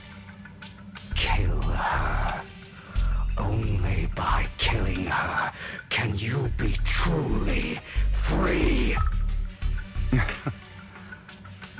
For a long time, I thought the same way. But now, well, I want to make a different choice. Stop lying to yourself. You never had a choice. This weak-minded thinking will only lead you to failure. Like before, you'll be nothing but a worm, trampled into the dirt by those so-called elites. Do you still not get it? This is how the world is, and always has been. Hesitate and you'll be the victim. If you don't grab your knife first, you'll end up being on the other end of the blade. If you want to change anything, you must first become the one who makes the rules. Just like that woman. The only reason she could treat us that way was because we were weak. So listen to me. Find that woman, kill her, and prove to this world your strength. It's what she deserves. Why forgive them? They don't deserve it. I'm not forgiving them. Or rather, I don't care about them. They don't even matter, at least not yet. You know, perhaps the person I hate the most, the one I truly cannot forgive, has never been someone else, but rather my weak, powerless past self who could do nothing but hide inside a closet and cry. I hate myself for having neither the strength nor the courage to resist. I hate myself for begging for so-called familial love, even after being treated so terribly. I hate that despite the pain of my wounds, I still hope to receive the carrot and not the stick. And that me is you, correct? So, I forgive you. I forgive myself. You'll regret this, fool. Your pretty words mean nothing. You will ultimately return here to me.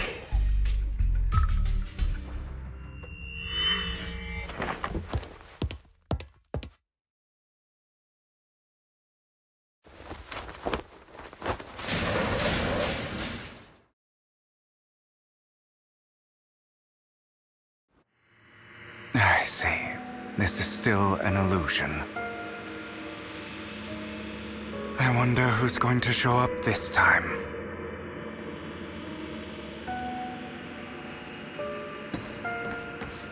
Brother! Hugo, let's play hide and seek! I'm already hiding! You'll find me, right?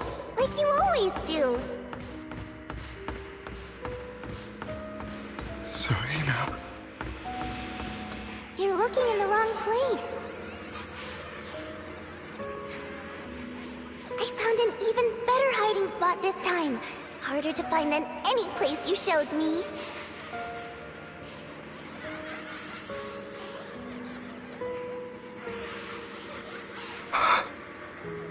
Hey, Hugo. Do you ever wonder why I had to die? It was because of me. That's right. It was because of you. It's all your fault. If only you didn't exist, I wouldn't have had to suffer.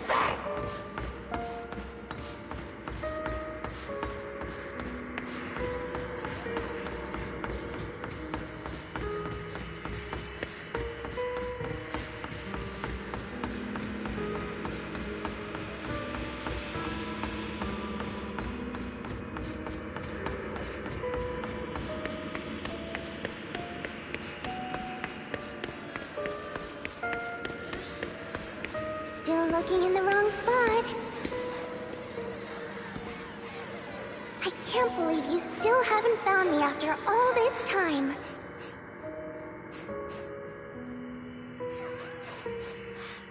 Have you forgotten about me?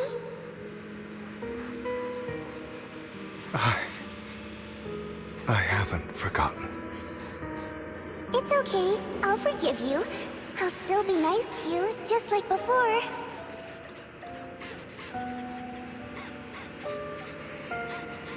I was the only one who was ever nice to you, wasn't I? Yes. Then tell me, why do good people always suffer? Why is kindness always punished instead? Tell me, Hugo, why?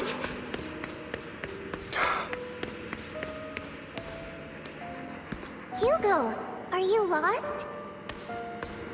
Go back the way you came. I left you a surprise there.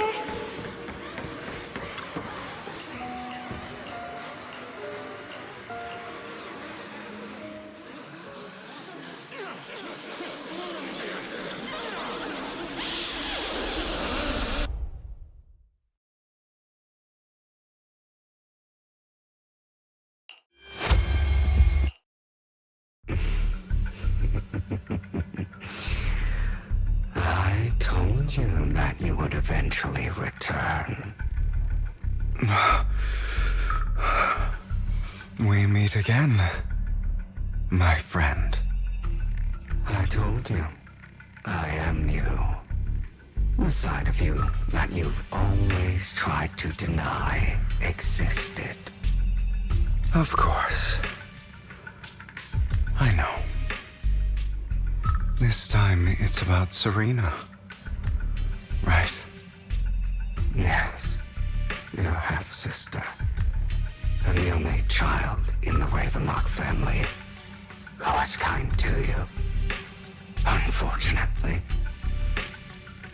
it was her kindness that led to her untimely death. It was my fault. I don't like the way you blame yourself. Because that means I'm to blame as well. And I don't think I did anything wrong. Your mother sold you to the Ravenlocks. And your father, he saw your talent and wanted to use you to push the other children into competing with each other. My brothers and sisters wanted to get rid of me from the moment they first saw me. In their eyes, you were no more than a slave. But Serena dared to treat you, a slave, as if you were human. And so, she was fated to die. They tried to kill me many times, but I was careful, and they did not succeed. So they killed Serena, who was weaker, an easier target, and pinned everything on you. Serena died in your place. Those cruel brats thought that by reporting this to Father, they could use it to get rid of you, a rival who threatened their positions. Yet, not only did Father not blame you for the incident, he praised you for it. In this world, only the ruthless, cruel, and merciless can stand at the top. And that's exactly what you managed to live up to, no? You found a perfect opportunity thereafter to catch the ringleader of the group who framed you and almost beat him to death.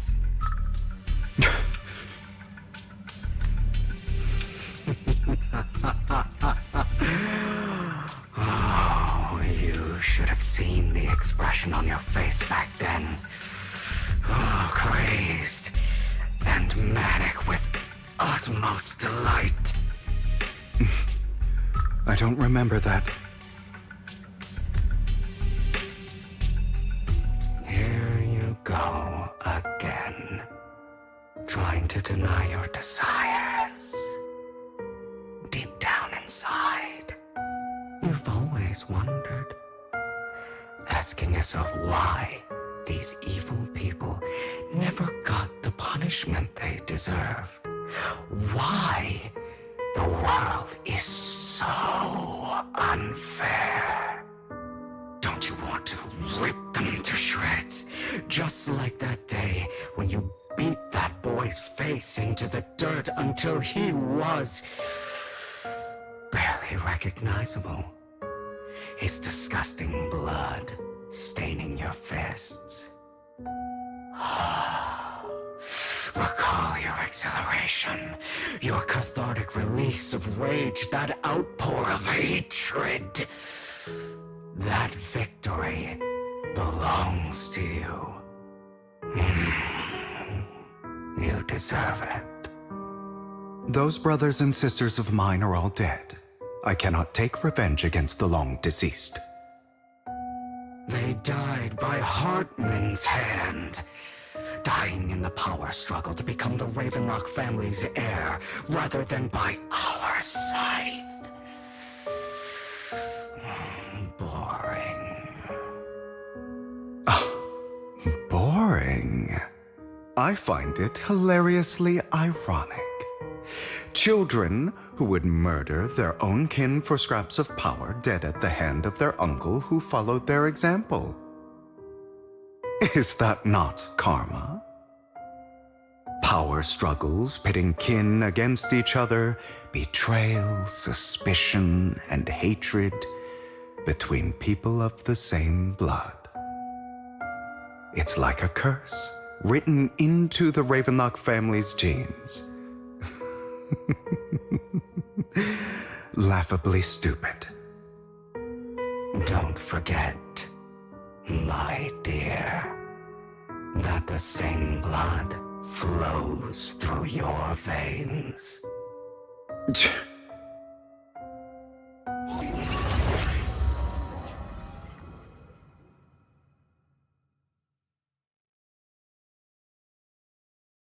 That's right, my dear nephew. No matter how much you deny it, the blood of the Ravenlock family flows through your veins. Survival of the fittest. Only the strongest deserve to live. Only the strongest deserve to rule. This is the path of success that has led the Ravenlock family to victory countless times. a blessing and a curse etched into your flesh and blood. As long as you live, you'll never escape the mark of family. You are destined to one day become someone like me, like your father.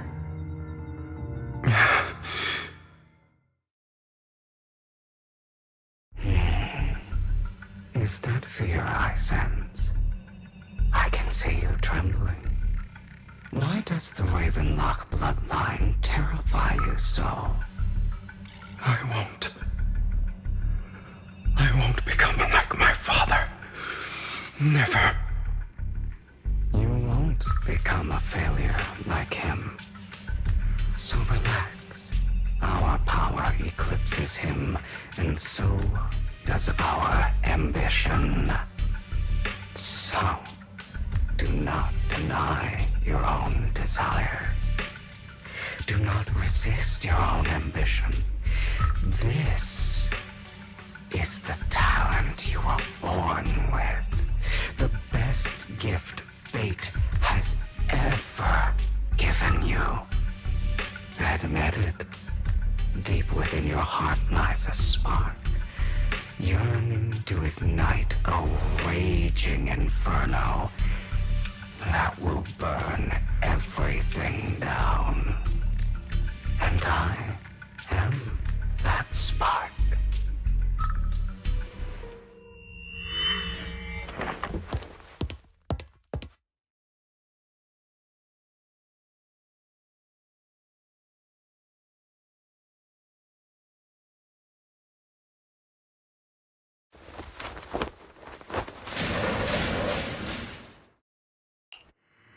Lycon. Never thought I'd be this genuinely thankful to see you.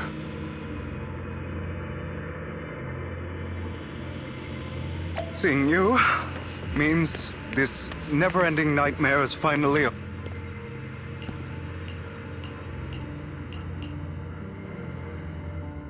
I don't want to hear something like that from you. You have no idea what that man, my father, is really like. A person who stops at nothing for their own interests and ambitions. Just like what you're doing right now. And what do you think I'm doing this for? All of this was part of your plan. You knew where the Ravenlock family was going to be, so you set Mockingbird's target there. To seek revenge, you plotted to assassinate your own father, but he was too vigilant, and you failed. After almost being assassinated, your father was furious and locked everyone in the hall, but was unable to find the assassin. And what a coincidence that a hollow disaster just occurred in the vicinity. So he used it to eliminate all the unfamiliar faces there, turning them into victims of the hollow, an easy feat for the Ravenlock family. So, the one who killed innocents was my father, not me. You knew what choice an extremist like him would make, and you used the chaos to once again attempt an assassination. This time you succeeded. You killed your own father at the cost of innocent lives. Admit it, Hugo. You don't care about anyone else. The only thing you care about is your revenge. How is that any different from your father? Enough. I'm tired. I may hate him for betraying me, but he wouldn't say something like that. What? You aren't Lycon. You're the other me, hidden deep within my heart.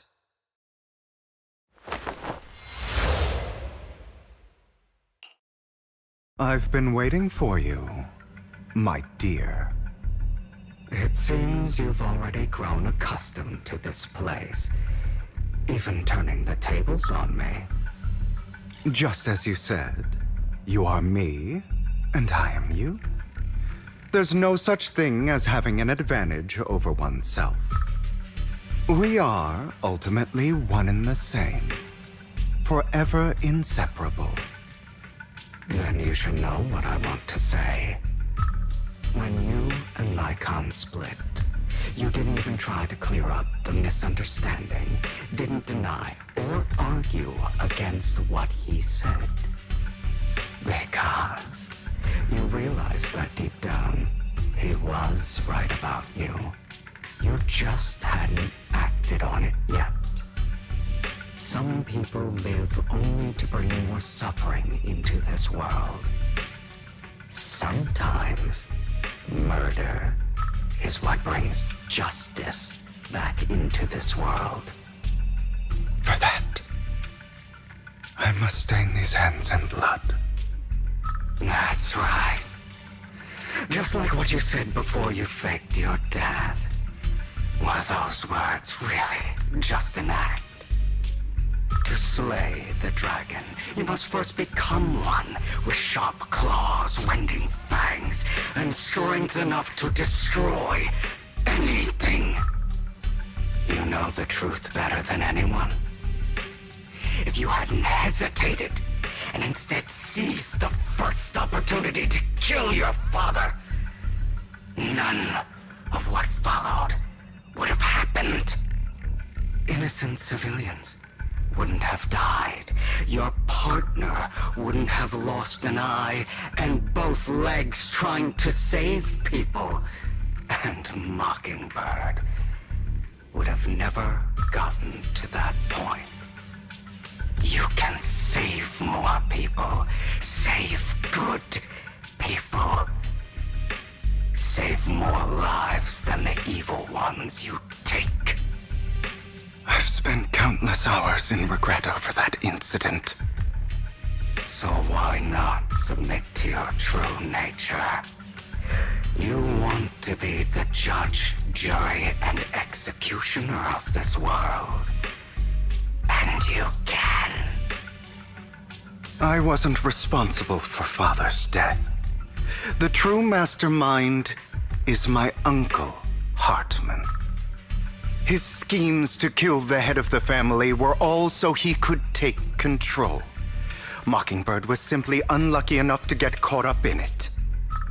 So, for a behemoth like the Ravenlock family, with its roots so deep, a single person's death, regardless of who that person is, wouldn't change anything. Of course, whether it's Tops, the Mayflower family, or even the entire world, it's actually all the same. I refuse to be dragged down by pointless hatred any longer. You foolish, stubborn idiot. Do you understand the power of hatred? Have we not come this far precisely because of it? Or are you going to follow Lycon and Jack's twisted logic? Come on. You don't actually trust anyone? Otherwise, why would you hide this whole scheme of faking your death from them?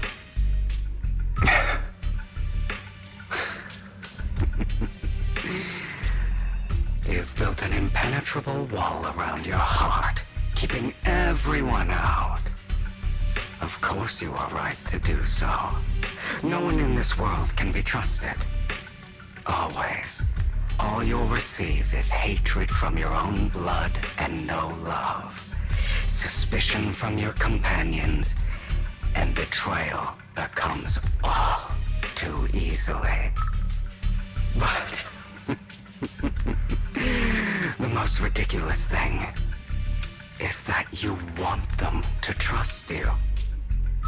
You stay silent and long for them to notice your suffering. You yearn for your companion's understanding and trust. Idiot. That's why you are incapable of exploiting them for your own ends. You care about their safety even more than your own. But remember, only the weak need companions.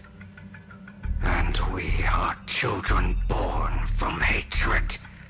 We are different from them. I will never be like them. And I don't need to be. Come. Let me show you what powers we can wield. But you are me. And I'll never lose to myself.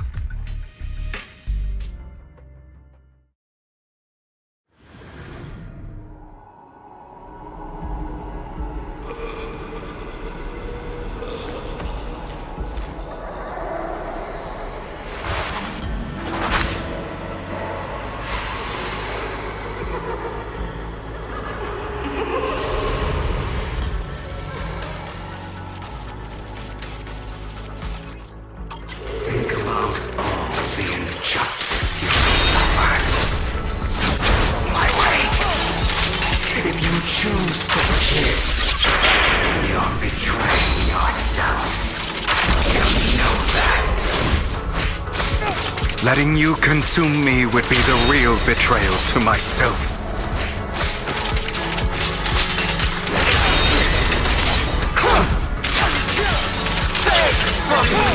You're just afraid to admit it.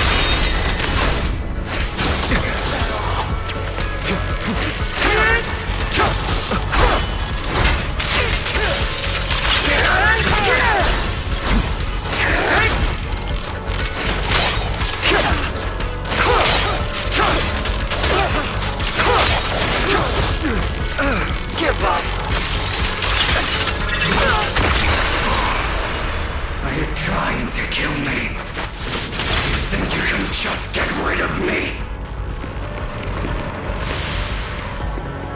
Without me, you are nothing. For what it's worth, thank you. Don't be afraid. You and I are inseparable. You're part of me, just as I am part of you. Fancy words won't change anything. No. It's not just platitudes. I finally understand now. Some pain only fades when it's seen, when it's accepted. So I won't fight you anymore. I won't hate myself anymore. Weakness, hatred, malice, strength, forgiveness, justice.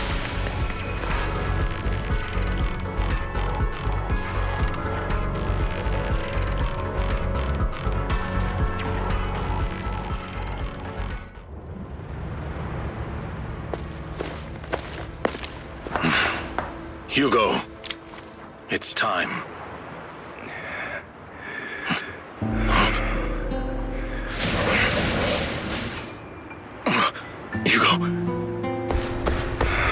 Hugo, you... Did I scare you? I made it through. I won. No praise from me, my dearest partner.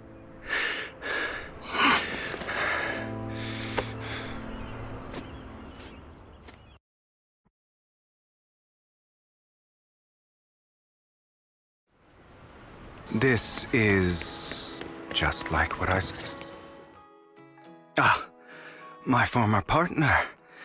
You're still as punctual as ever. Are you sure you're fully recovered? How about we fight? And I'll show you how recovered I am. I refuse to fight someone who is in need of medical attention.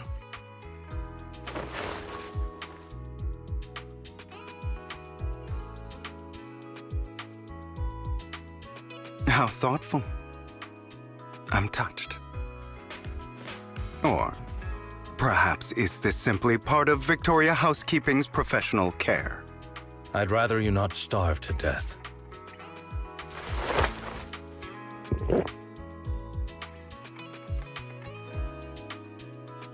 Not to your liking. I'm fairly certain this is the same kind as before. No. I've just gone too long without food. It feels a bit uncomfortable. Either way, thank you. Now tell me, what exactly happened in the warehouse? Just going a bit crazy from... you know what? Were you expecting anything else? But I did have a very long dream. A dream about many things from the past. If I had to put it into words, it would be like giving myself psychological therapy. You seem like you could benefit from some too. How about it? Want to book a session with me? Trust me, I'm a pro. Seems you really have recovered. Well, of course. I'm feeling pretty great right now. Like I could argue with you all day on every petty detail of who exactly was in the wrong back then. I wanted to ask, what you said about Mockingbird before, when you faked your death, was that part of the act? You mean the part about how Mockingbird has never really changed anything or saved anyone. I didn't expect you to still be so hung up on this. Interesting. After all, it was you who chose to betray Mockingbird. To betray me. Just as I said before, I never considered Mockingbird a failure. Perhaps Mockingbird deviated from its origins, but it has its value. You shouldn't reject the things you've done. Or Mockingbird. I have contemplated this before. Yes. Mockingbird has helped some people and has genuinely managed to cause trouble for those who abuse their positions of power for evil. Yet those in high positions still possess immense resources, and the people we helped remain destitute and suffering, willing to become slaves to those in power for scraps. But just as you said, even if what we did was childishly idealistic and flawed, as little as we actually achieved, even the slightest change is by no means meaningless. Nothing holds more value to me than Mockingbird.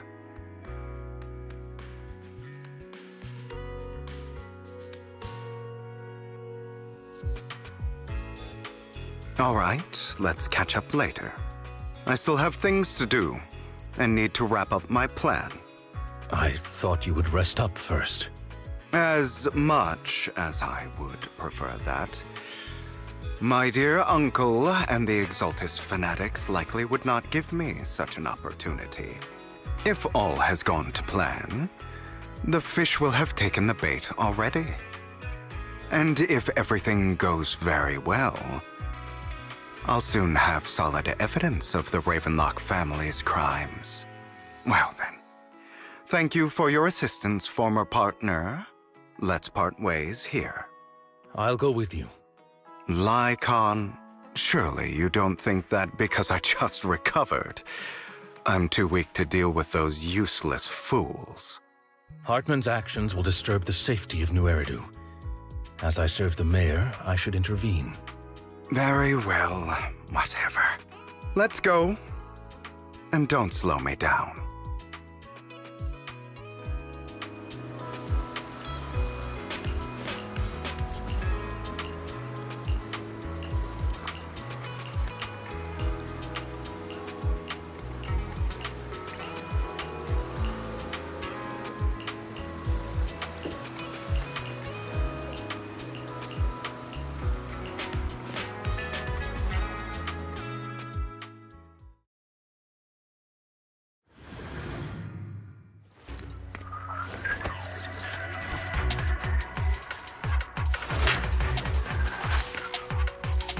I'm sure you've heard about the missing workers from companies under the Ravenlock family, too.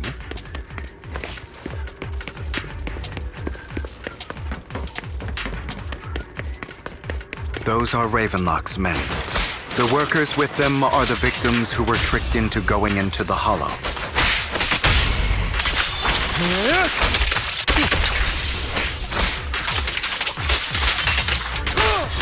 Come on, let's get them out of here.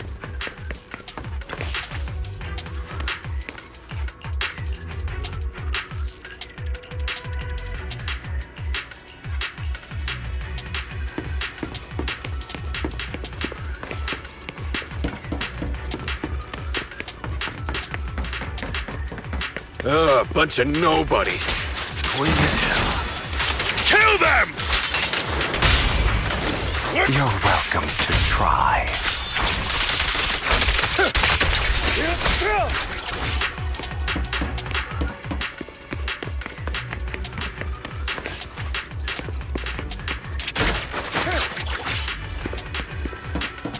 More workers here. And...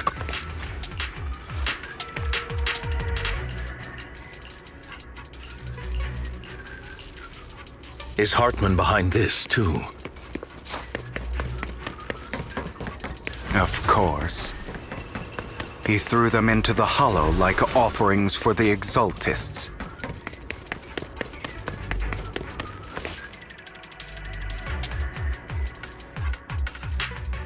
There's more over there. Let's hurry. It's different this time. Don't rush in. Let's listen in on what they're saying first.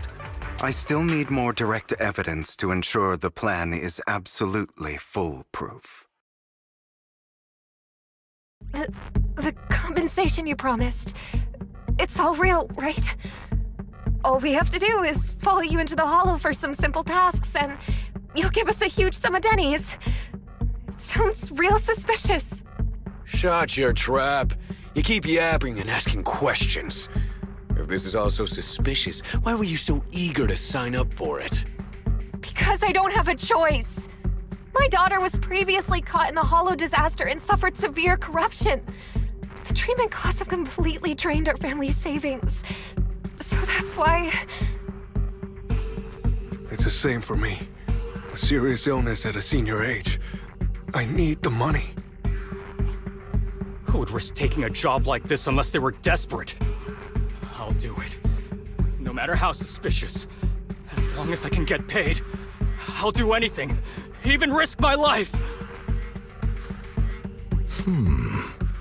Wait, you people from the Ravenlock family, you're part of a big company in Tops. You wouldn't go back on your word, right? Don't worry, you'll get every denny you were promised. But before we start, you all need to take this medicine first.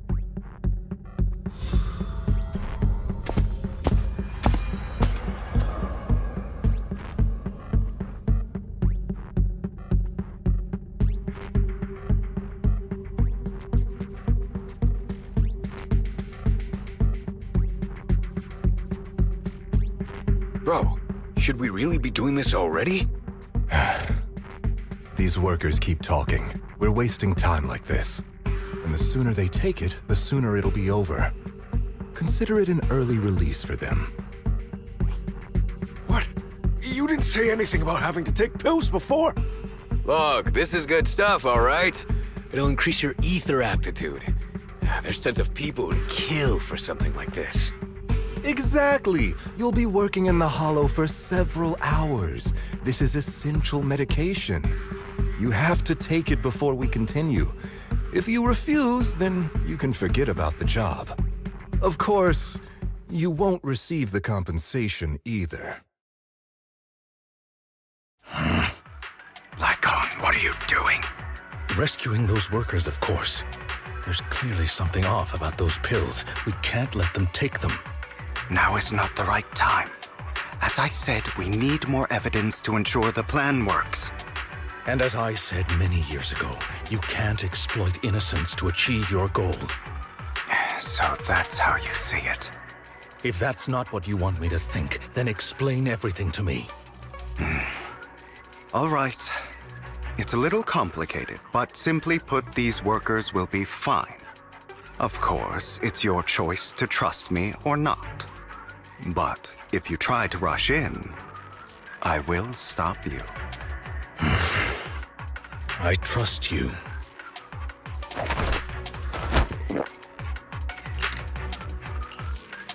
All right. That's the evidence. Now we can go and beat them into the ground as much as you want. Don't forget, you owe me an explanation. Also, don't overdo it and kill them. Even if they're the worst of the Ravenlock family. All right, Your Holiness, Saint Lycon. Those were... Who the hell are you? Why don't you take a guess? We're the ones here to stop you.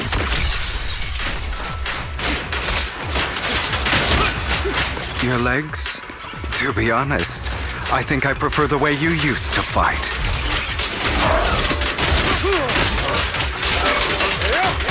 You had a lot more aggression.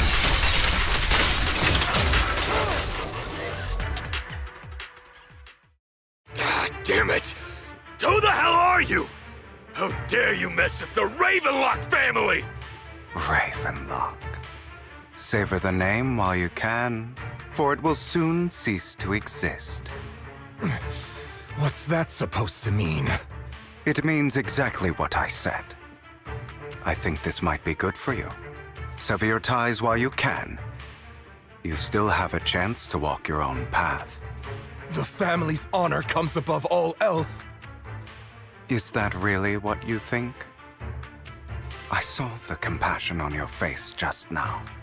You're not from the main family, right? That's why you were assigned to these trivial tasks. But in reality, there's no need for you to keep playing this boring game for them. I don't have a choice. From the moment I was born into the Ravenlock family, You always have a choice, if you're willing to act. All right, let's end the small talk here. Don't worry, Lycon. I didn't hit them too hard, just enough to keep them quiet. How's that? My acting's pretty good, right?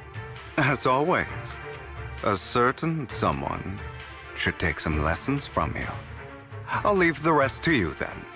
Okie dokie.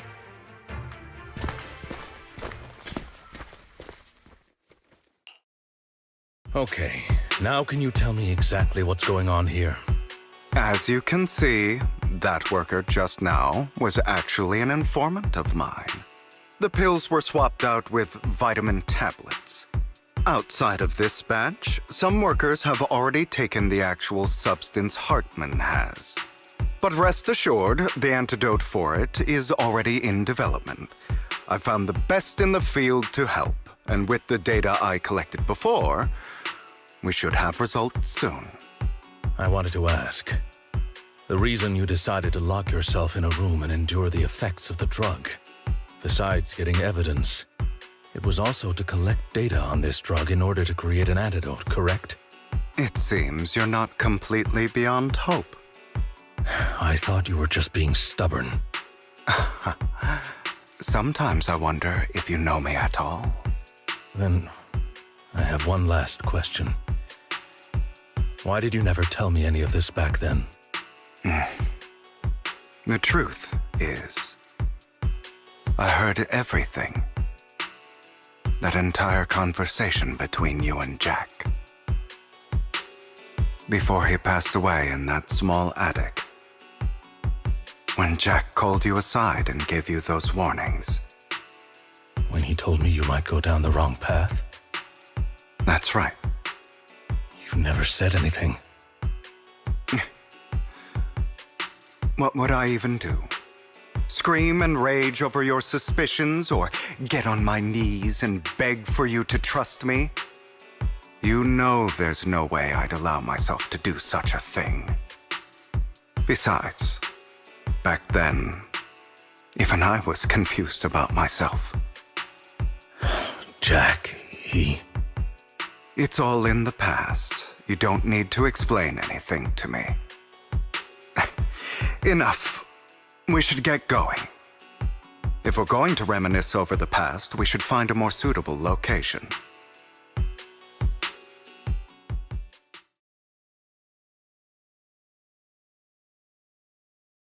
Lycon, that incident back then,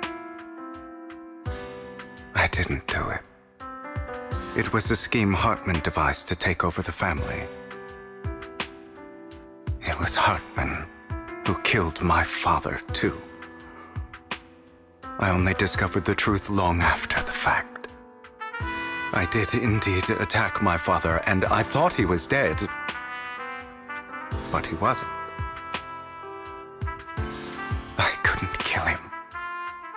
And even before that, if I hadn't hesitated, none of what followed would have happened. Even now, I still think they deserve death. But I no longer care to personally deliver that fate. They're beneath me. And I have more important things to do. You? I know we may never agree on that point, Lycon. I once wanted to fight against those ugly truths that defined me, but I discovered that the more I rejected them, the more painful it became. So, I could only accept that crazed, hateful, and malicious side of myself. As long as I know I will never become like my father, like Hartman, that is enough for me. You've changed, but I think that might be a good thing. Don't patronize me. You've changed a lot too, compared to before. I still disagree with Jack's words, and I won't forgive your betrayal. I will walk the path I believe is right, even if I must tread over thorns and through the mud. But I will also allow you to walk your own path, Lycon. Should I say thank you? You're welcome. Come to think of it, we haven't talked about your legs and eye. It was just an accident, not your fault. I'm doing well now. I hope you are too. On the contrary, perhaps I should be the one apologizing. I misjudged you. I used to think you wanted power, that everything you did was for your own ambitions. I thought you wanted the power to pass judgment on all in this world like a god. I am a god. I am my own god. Or you could say that in this world, everyone is their own god.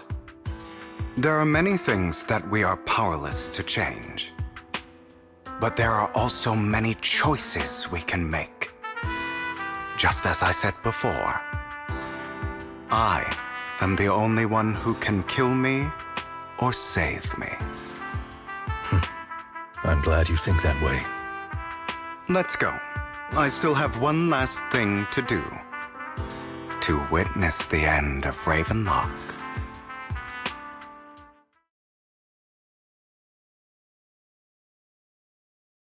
You really think you can take my place if I die? Never, you filthy bastard! Your little tricks mean nothing.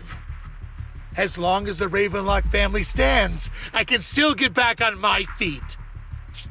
You still don't get it, do you? This was never about avenging my father. And I don't care about taking your place. I didn't come this far just to kill you. That'd be pathetic. Right on cue. Why don't you take a look at this, Uncle? On behalf of TOPS, I'd like to clarify that we had no involvement in the Ravenlock family's actions. TOPS is officially terminating all partnerships with the Ravenlock family, effective immediately. We will have no further affiliation with them. Are you crazy? What the hell do you get out of ruining the Ravenlocks? You want to be a petty thief forever? Thief? Oh, Uncle. Allow me to reintroduce myself. I'm the name people whisper about. The one who robs the rich and gives to the poor. I'm the master con artist who can fool anyone, anytime. I'm the leader of Mockingbird. The one who turns every headline into my own stage. I have friends who'd catch me if I fall, partners who'd shed tears for me, and allies who always have my back. I am Hugo Vlad. You're the one who needs the Ravenlock name. I never did. You ungrateful bastard! You should have never been born. You flatter me. Same goes for you, Uncle.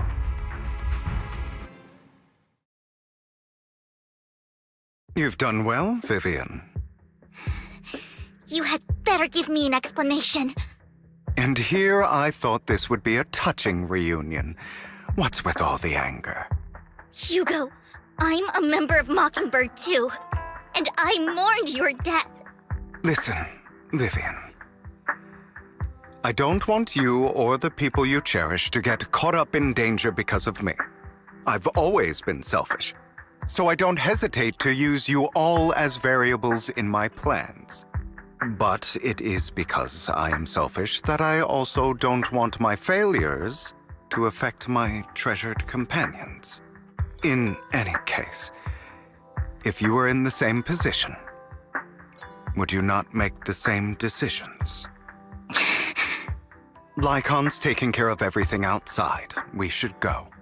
Also, Belle, thank you. And I'm sorry for the whole act where I threatened you. It was the only way for Hartman to drop his guard against you and leave you be. I, Hugo Vlad, am forever indebted to you. Master Proxy, although it is late, there is some important intel that I must give you now. So, Lycon, you knew about Hugo's plan to fake his death? I was simply playing along. After all, I could not determine whether Hugo's plan would pose a threat to you. You are a student of the mayor's late friend, and I am obligated to protect you. You still have that habit of finding awkward excuses when you're embarrassed. Mr. Hugo Vlad, if you have any important intelligence to share, please do so with haste. I need to return to rest before midnight.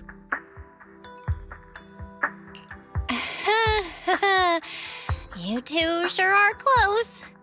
For the sake of a certain old fossil's sleep schedule, I'll keep it brief. I learned from Camille that Dina intends to embed the sacrifice core into the sacrifice. Apparently, it will make the sacrifice much stronger. Sacrifices created this way will not retain their minds and will indiscriminately attack all living beings, including their creator. So the Exaltists don't do this. It would bring them no benefit. But Dina's concoction can control people's minds. If a person takes the pill and is injected with the serum Landon left behind, the sacrifice would be under its creator's control. Although the dormant sacrifice has been destroyed, Dina found a batch of that serum her father created and wants to create new sacrifices. Never mind the sacrifice. Hartman's sacrifice core is a fake.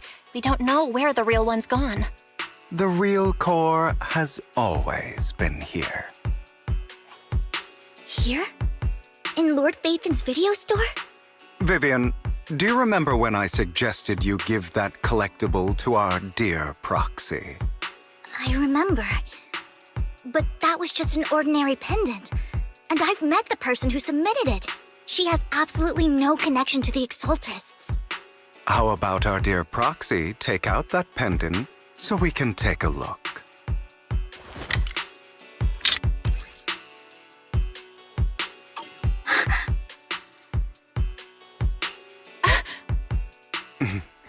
I'll take your surprised expressions as a compliment for my little trick. I will hand over this core to the mayor as agreed, since he fulfilled his promise to protect Vivian and the manager while I was pretending to be dead. I won't go back on my promises. No wonder the mayor would promote rhetoric favorable to Mockingbird. I can't believe I thought he was actually being sincere. Since we have the sacrifice core, all we have to do now is stop Dina from using innocent people to make more sacrifices. Yes. And we need to destroy the last batch of Landon's serum. Hopefully with no options left, Dina will give up her obsession. All right. That's the important stuff. I'm going to go and confirm where Landon's serum's been stashed. I'll contact you again once I have something.